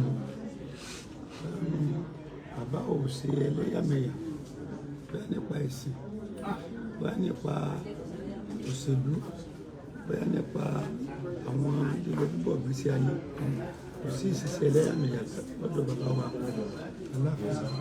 Ìdí pàtàkì tí ó wá jẹ́ pé ikú wọn bá wa ní òjijì ní wípé wọn ò sáré lọ títí kárí pé wọ́n ti wà lẹ́nu ààrẹ tó gbé mẹ́ta nínkan bí on the 13th of this month wọ́n sì lọ síbi prógrámù Ramadan èyí tí wọ́n invite wọn sí gẹ́gẹ́ bí ẹni tí ó nífẹ̀ẹ́ Ọlọ́run. Kábíyèsí náà àwọn kan gbààwẹ̀ ní gbogbo ẹni tó bá wá bí ní àsìkò wa sámú wọ́n jáde síta wá bá wọn kírun àsámú. Lẹ́yìn náà àwọn èèyàn á sínú everyday gbogbo ojúmọ́ yìí. So nípa bẹ́ẹ̀ àtọ̀rọ̀ fún wọn ṣé kí Ọlọ́run kó bá wọn lẹ́rù, Olúwa kó ṣe àforíjì fún wọn. Ṣùgbọ́n tí a bá ní ká sọ nípa ipa tí ó láti kó nínú ìlú, in fact irú Aláàfin sọ wọn ní educational line tàbí nípa social media or social activities in the town, even not only in Oyo but in Nigeria in general. So ipa tí wọ́n ń kó kódà federal government láti mọ̀ pé bàbá Aláàfin ọ̀gádìláyé bàbá wa Abdulhamid ikú bàbá yẹ̀yẹ̀ Katope state. So ipa takuntakun ni wọ́n ń kó nípa ìjọba, wọ́n ń kó takuntakun nípa ẹ̀sìn, nípa ìdílé bàbá wa Aláàfin. Wọ́n gbìyànjú níwọ̀n bá tí wọ́n lè ṣe kí Ọlọ́run bá ní fi ọ̀rọ̀ kẹ́ wọn. Ṣé lè bá wa sọ ní èdè òyìnbó ní ṣókí? Well, we thank Almighty Allah.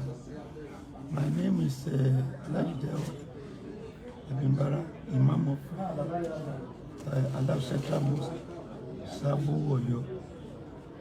In fact, as a biological son of Alaafin of Oyo, I commended and recommended the activities of Alaafin of Oyo, not only in Oyo, but in Nigeria in general.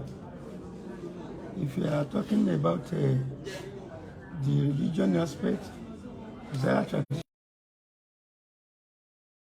anything pertaining to religion. So, in fact, Alaafin are not behave as a tribalism somebody, as a tribalism monarch in the religion aspect. So, we are surprised by aware of his death because there is no healing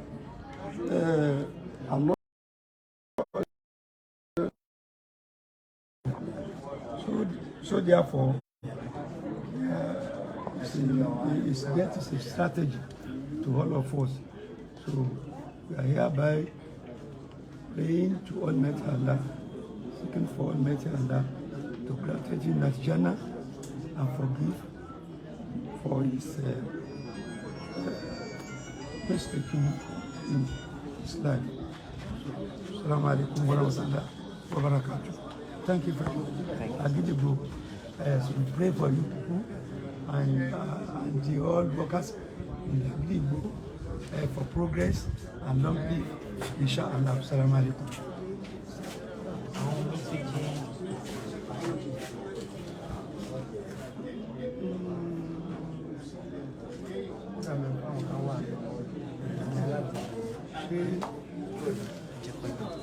Okay.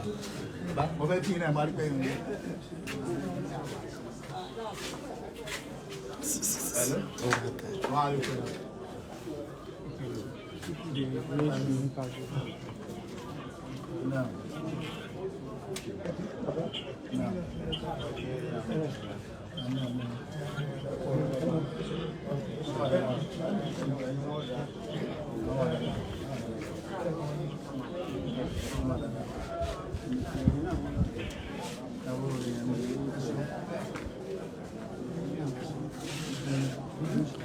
Báyọ̀ fún àwọn àjò kámẹ́rà.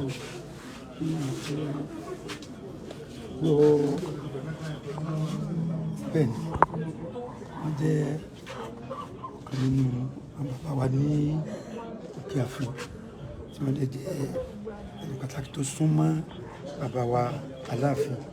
So nínú ìlú àti ní Ọ̀yọ́ lápapọ̀ tí nǹkan kan bá ń dàrú lọ́nà ẹbí tàbí nínú ìlú, bàbá wa nínú ẹni tí wọ́n náà lọ ké sí ni wọ́n lè jẹ́ advisor àtẹ̀bí tó súnmọ́ wọn pẹ́kipẹ́kí. Wọn kí akódìdé ìbò ní lọ́wọ́ aláyé ìwé bàbá tó bí aṣọ́wọ́ tó bí gbogbo wa tí bá jẹ́ ní ọba jẹ́ ní máàkì báyìí bàbá ẹ̀ ó sì jẹ́ gbọ́bà wa débi pé àlẹ́ pọ́gbọ́n nǹkan bá ìṣẹ̀lẹ̀ lábábáyé tó sábà bá nǹkan débi bàbá ti kódà àwọn akẹ́kọ̀ọ́ èèyàn lẹ́sẹ̀ kan náà lọ́ parí lẹ́yìn ìṣẹ́gun ọlọ́run gbẹ̀gbẹ́ ìṣòro ìlú ìṣẹ́ láàbò tó rọ́gbọ́n dáadé dáadé tí ó kàn lórí gbogbo ẹni ìṣẹ̀lẹ̀ láyé náà tó ń bá táwọn tó fẹ́ pé ọmọ mẹ́rin wọ̀nyí ó dúró ní gas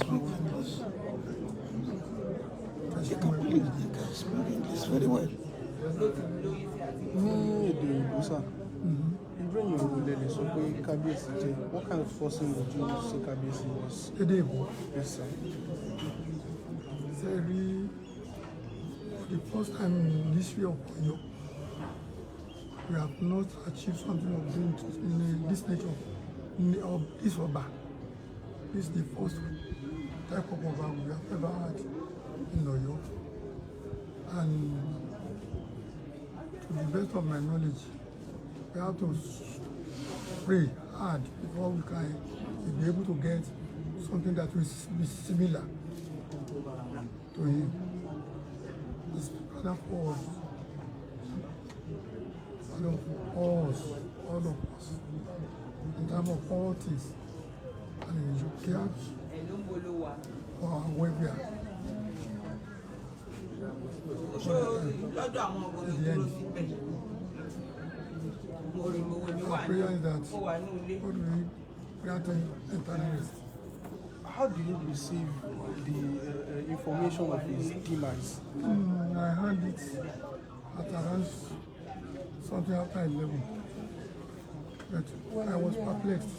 I was shocked. But I thought they were playing, what do they call this thing? But at the end of the year, I still received another call, taking 2 calls, almost the same time, in which I have to believe that my father had died. But when we had it, it was really shocked. Because we know all people in life will die, but we don't expect it to end like this. And it has happened now. On a personal note, sir, what kind of relationship did you have with the late Kabiesi? I've said it. Kabiesi is the father of we all. Not only the people having tribal mass. He's generous. He's a man of action. The relationship, since the beginning to the end, the relationship was cordial. And that's the reason why you see people gathering here. The relationship is not clear, it's not cordial. People wouldn't have come. Ní Yorùbá báyìí, báwo ni ìròyìn ìpapòdà Kábíyèsí, báwo ló ṣe bá yín? Ó bá wa lójijì ni, torí bí around to 11 ní àgbẹ̀ kọ́gbọ́. Mo ṣe rí bóyá wọ́n ń ṣe tí àwọn tí ń sọ̀rọ̀ ń ṣe, bóyá pre-approved tàbí something of that nature mú pé. Bẹ̀tí ní ọ̀yá mo tún gba kọ́ọ̀lù mi almost 2 minutes interval. wọ́n á rí pé ó ti become real. You can't do anything than to accept it as it has happened. But we miss him and we will the gap. We will not be able to see people who will fill the gap as of recent. Irú gẹ́gẹ́ bí láàrin ẹ̀yin àti kábíyèsí, irú àjọṣepọ̀ wo lẹ lè sọ pé ó wà láàrin ẹ̀yin àti wọn nígbà táwọn kan tó papòdà? Èmi ẹ̀yin ogun tí n bá gbé dé àyìn ní máa bá mi sọ. Kò sí kíní kan tí ń gbèdé tí ò ní bá ti kábíyèsí. Àwa ní ìsìn I miss it to the extent that you don't know the type of people who will come in. But láti 1970 tàbí tí ń gbòòrò tí akábíyèsí ń gbòòrò, I was with him. Even we slept in the same room, ní yàrá kan láàjọ tí lè má. And we discussed at length. No, this thing has happened now. Àgbà mo kiri náà. Ìkúlò pẹ̀lú ọmọ. Orúkọ yín ní kíkún sà? Láyé Adéwálé ni orúkọ mi. Ẹ ṣé gan sà. Ẹ ṣé gan sà. Ẹ ṣé gan.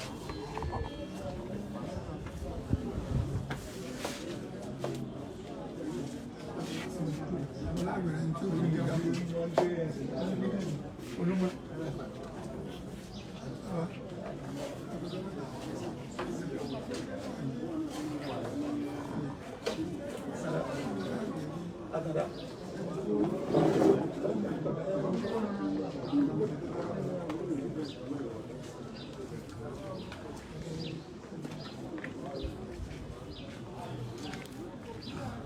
Fúlàní àgídí.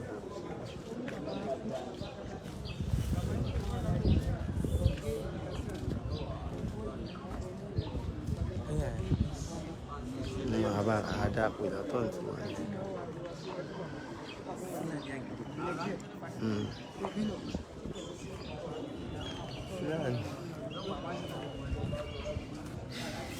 Fúlàní àgídìgbò.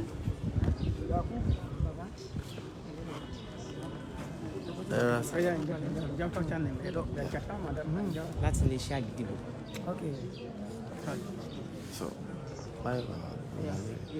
Orúkọ yín sà? Orúkọ mi ní Alhaji Yakubu Bello, Alaafin of Oyo State. Sèkú Fúlàní.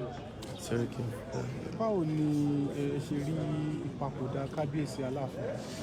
Ó dùn wá o. Ó dùn wá gidigidi. Ọlọ́run bó dùn wá gidigidi. Bàbá tó láìkì Fúlàní kì í ṣe ẹlẹ́yàmẹ̀yà. Bàbá ìyàn gidi ni, ìyàn dáadáa ní àsìkò rẹ̀. Ó ṣe nǹkan tó dà fún gbogbo àwọn èèyàn.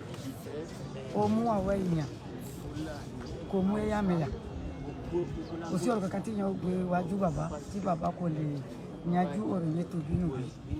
Ìdí ẹlẹ́yìn pé Ọlọ́run fi léjì bàbá, àwọn ọmọ tó fi sílẹ̀, Ọlọ́run yóò wù wọ́n. Ìdí ẹlẹ́yìn pé àdúrà tá a ṣe pé kí Ọlọ́run kó.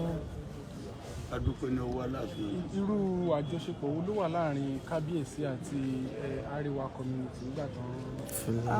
Ìsọwọ́sowọ́pọ̀ wà ń bẹ̀. Ìrọ̀rùn ló wà ń bẹ̀. Kò sí kíní kankan Aláàfin tó wà ní ó sì dáadáa. Gbogbo Fúlàní Haúsá kọ̀. Ìrọ̀rùn ló wà ń bẹ̀ tó dáa. Tí kò sí ohun tí a bá wá. Bàbá ò fẹ́ ẹlẹ́yàmẹ̀yà kẹ́kẹ́ Haúsá Fúlàní ni gbogbo láńgójì sá. Adúpẹ́ fúlọ́wọ́ bàbá Alaafin Èkó bàbá yìí. In English. Part 20. Part 20. Hausa, Yoruba. Oh, thank you. Thank you.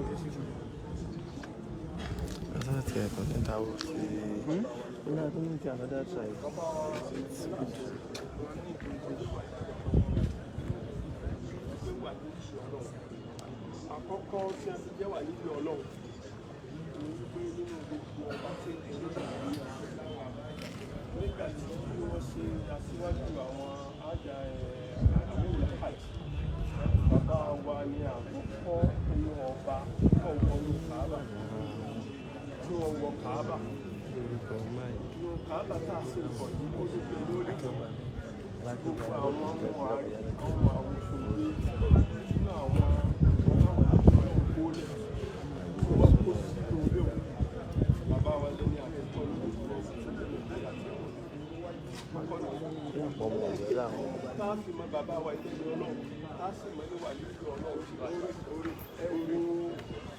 ọjọ́ tí bàbá lọ sọ́dọ̀ Ọlọ́run ó tún wá bọ́ sínú oṣù Ramadan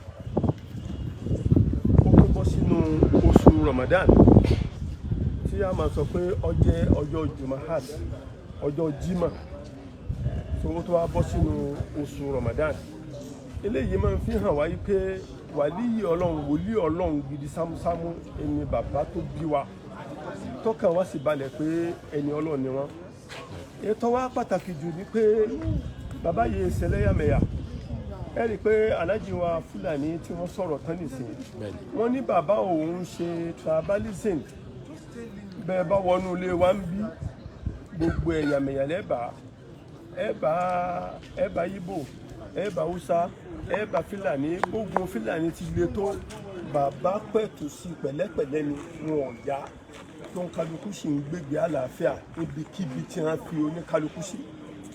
Bàbá jẹ́ ẹnìkan takuntakun tí wọ́n jẹ́ ẹni tó já sí wípé lórílẹ̀‐èdè Nàìjíríà wọ́n di orílẹ̀‐èdè Nàìjíríà mú tí wọ́n ò fẹ́ kí orílẹ̀‐èdè Nàìjíríà kó pín yẹlẹyẹlẹ àbí kí orílẹ̀‐èdè Nàìjíríà ó bàjẹ́. So torí pé àní Muhammad sallallahu alayhi wa sallam ó ní ubùlí wà tọ̀ ní mínàlì iman kéèyàn ó nífẹ̀ẹ́ ìlú bàbá ẹ̀ àbí kéèyàn nífẹ̀ẹ́ orílẹ̀‐èdè rẹ̀ ó ní ìlàjì nínú ìmánì Ọlọ́run nínú kó Ọlọ́run ó gbòòrò Ọlọ́run ọba gbọ́. Bàbá wa Abdulhamid Adeyemi kẹta so wọ́n ráyé wá wọ́n dẹ̀ ráyé ṣe wọ́n dúró ti Nàìjíríà nípa bí ìjọba ò ti ní ìbàjẹ́ wọ́n dúró ti Nàìjíríà nípa bó ní Nàìjíríà ó ṣe máa dáa kò sí ìjọba tó dé tí bàbá wa ò bá ṣe tí wọ́n dẹ̀jọ́ ní àfọwọ́sowọ́pọ̀ èyí tó dàbí ẹni wípé adúpẹ́ pọ̀ lọ́dọ̀ Ọlọ́run bàbá wa jẹ́ nìkan tó dàbí ẹni pé wọ́n kó ọmọdé mọ́ra wọ́n kó àgbàlagbà mọ́ra ọkàn dùn wá wípé a kò fẹ́ kí wọ́n kú ṣùgbọ́n alhamdulilayi la yamutu abadan wala yabla Ọlọ́run ọba nìkan ni ò ní kú so adúpẹ́ fọ́lọ́run pé Ọlọ́run ṣe wọ́n pẹ̀lẹ́pẹ̀lẹ́ kò tún wá dààmú wọn lórí ikú wọn torí pé nìkan bí ìjẹta ìjẹrin wọ́n sì jáde ọkàn rọra rẹ̀ wọ́n alhamdulilayi wọ́n sì ṣe ọṣẹ́ lórí kẹ́lẹ́mà la ilaha illallah so adúpẹ́ pọ̀ lọ́dọ̀ Ọlọ́run adẹ̀dúpẹ́ pọ̀ lọ́wọ́ ẹ̀yin iléeṣẹ́ yìí Ọlọ́run ọba yóò bá ní dúró tì mí àti mẹ́nìjà iléeṣẹ́ àti MG Olúwa mọ́sà bá ní dúró tì mí ọlọ́run oṣù tá a wà yìí la ilaha illallah a fi àkókò ìkí bàbá wa imam pé wọ́n kú rọ́jú bàbá wa imam mashekut ajókìdẹrù kẹta a kí wọ́n kú rọ́jú pé ọlọ́run ọba yóò bá ní ṣẹmọ́ àwa kí gbogbo àwọn olóyè pátápátá látòkè délẹ̀ tá a lè máa dákọ ẹnì kankan pé wọ́n kú rọ́jú àwa kí gbogbo àwọn ọmọ ọba pátápátá wọ́n kú rọ́jú ọlọ́run wọlé alibarika ní Muhammad yóò bá ní tẹ̀wọ̀n sáfẹ́fẹ́ rẹ̀ yóò dẹ̀ jẹ́ kí wọ́n jà wala hawla wala quwwata illa billahi alayhi al-azim sallu ala nabiyil karim.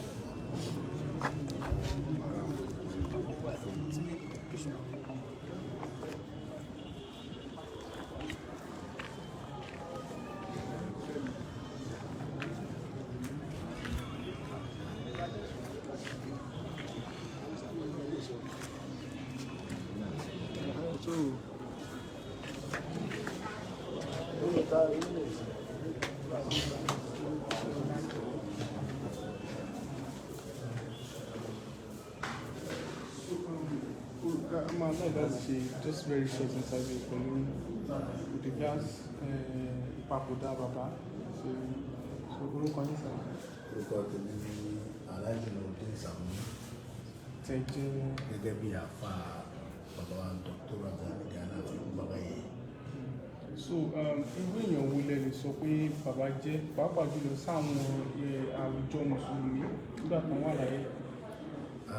adúpẹ́ wípé bàbá Alaafin gbìyànjú púpọ̀ ní ẹ̀ka ọgbọ́n tí ń jẹ́ mùsùlùmí kódà tí kì í sọ̀rọ̀ nìkan tó jẹ́ pé gẹ́gẹ́ bí gbogbo àgbáláyé èmi tí mo lóye ájì tí mo lọ Aláàfin fún mi ní ájì gẹ́gẹ́ bí iṣẹ́ tí wọ́n ṣe ara mi sọ̀rọ̀ Aláàfin ṣe dáadáa fún gbogbo àwọn tó jẹ́ mùsùlùmí wọ́n sì ran mùsùlùmí lọ́wọ́ ẹni tó lọ Mọ́kà látara Aláàfin kò ló ń kà wọ́n ẹni tó di mùsùlùmí látara Aláàfin náà kò ló ń kà sọ bí àríyá ló ti mọ̀ nìyẹn.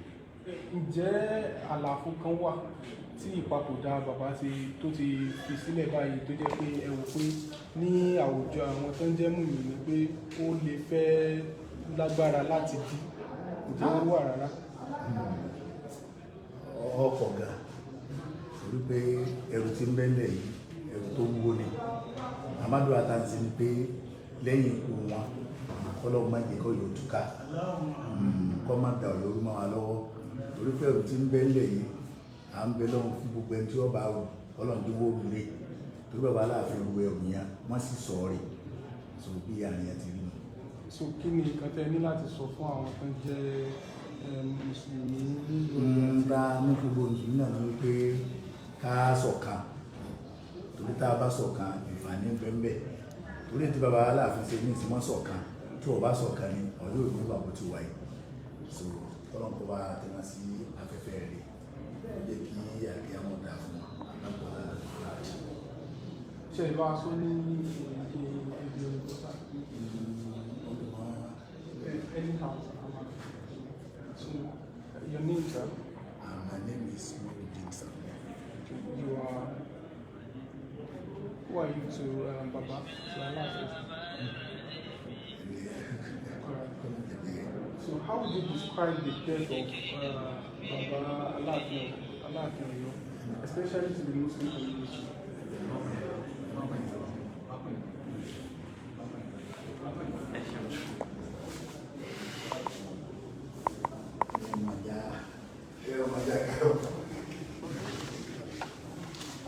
Jazakumullah khairan.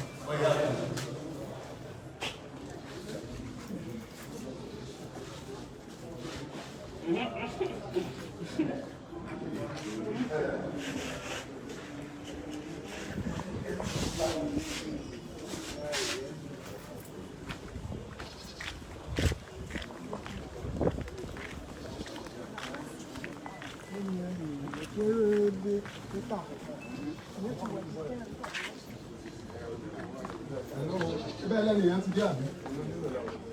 Ẹni wọn ti dé ká máa bá gbé wọn àbí?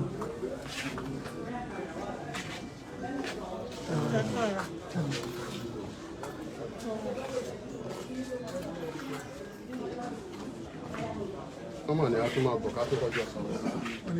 Ká máa bọ̀ ká ní wọ́n fẹ́ jà tó. Wọ́n fẹ́ kọ́ ibi ìkàlẹ̀.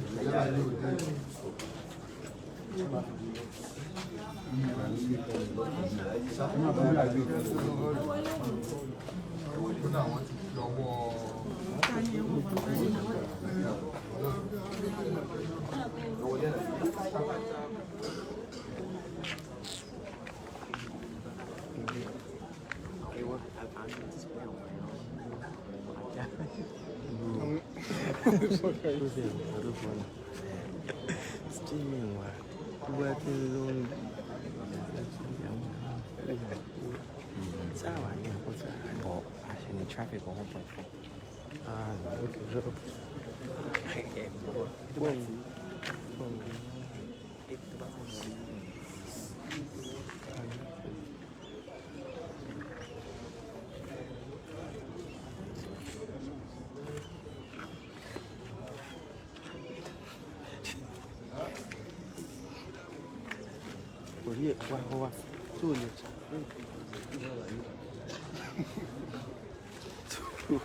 Oh.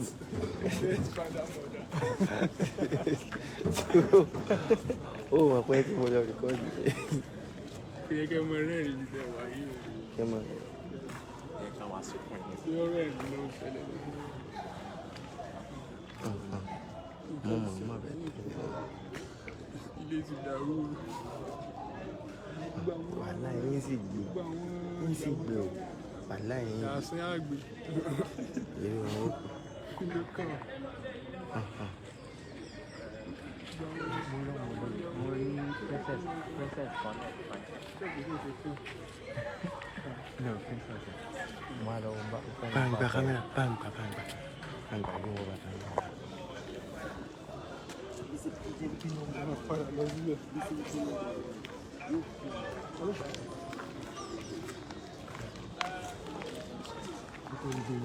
Ṣé máa lọ ní?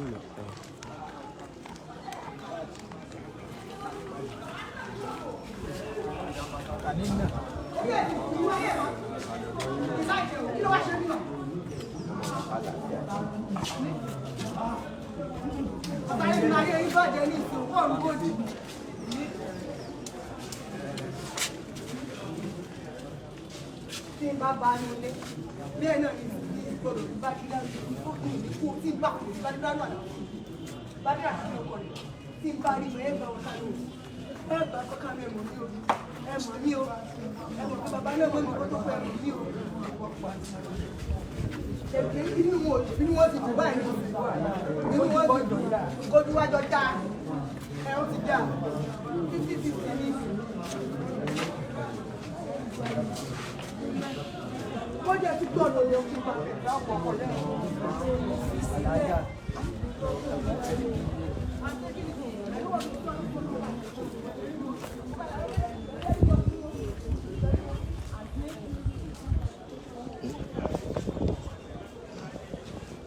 Kí ló sọ?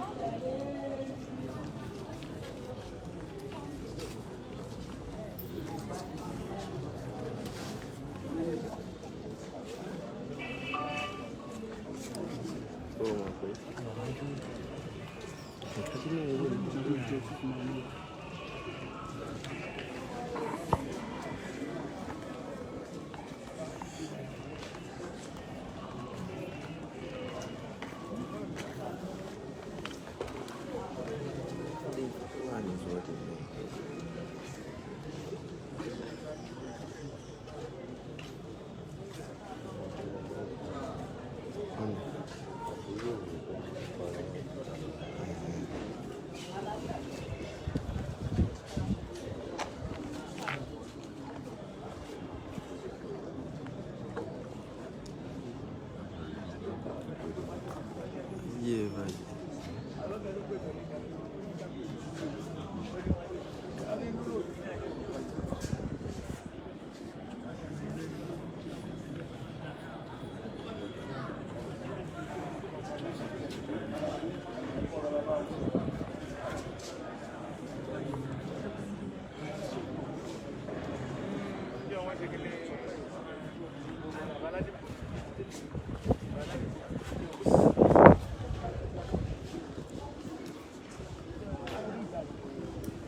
Saya mari.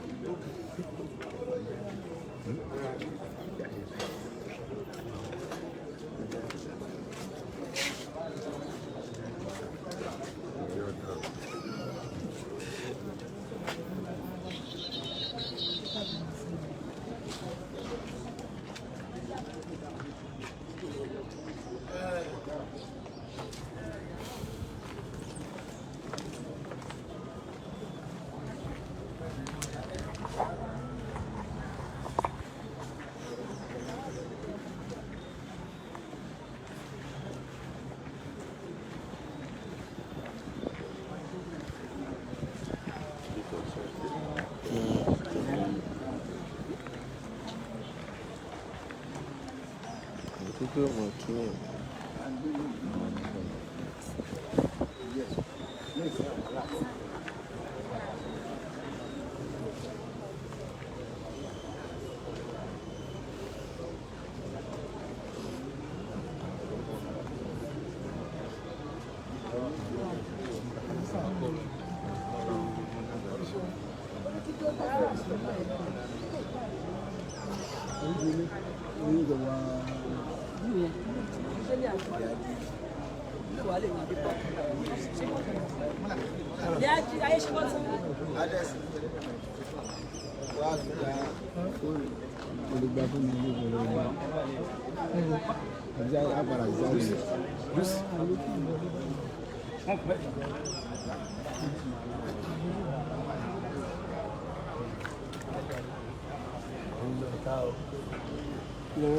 Nígbà mi máa ń wọlé ní ọ̀run yàn lọ́rùn. Ó ti yẹ.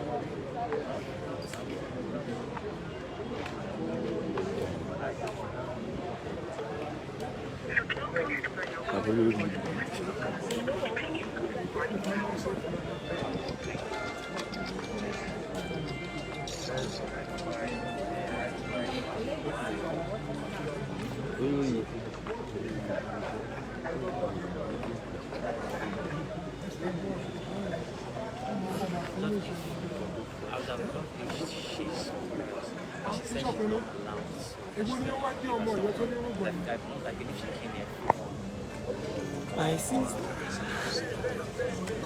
I find the Monday.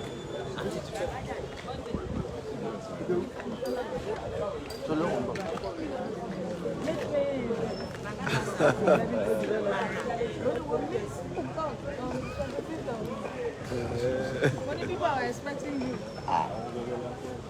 I just want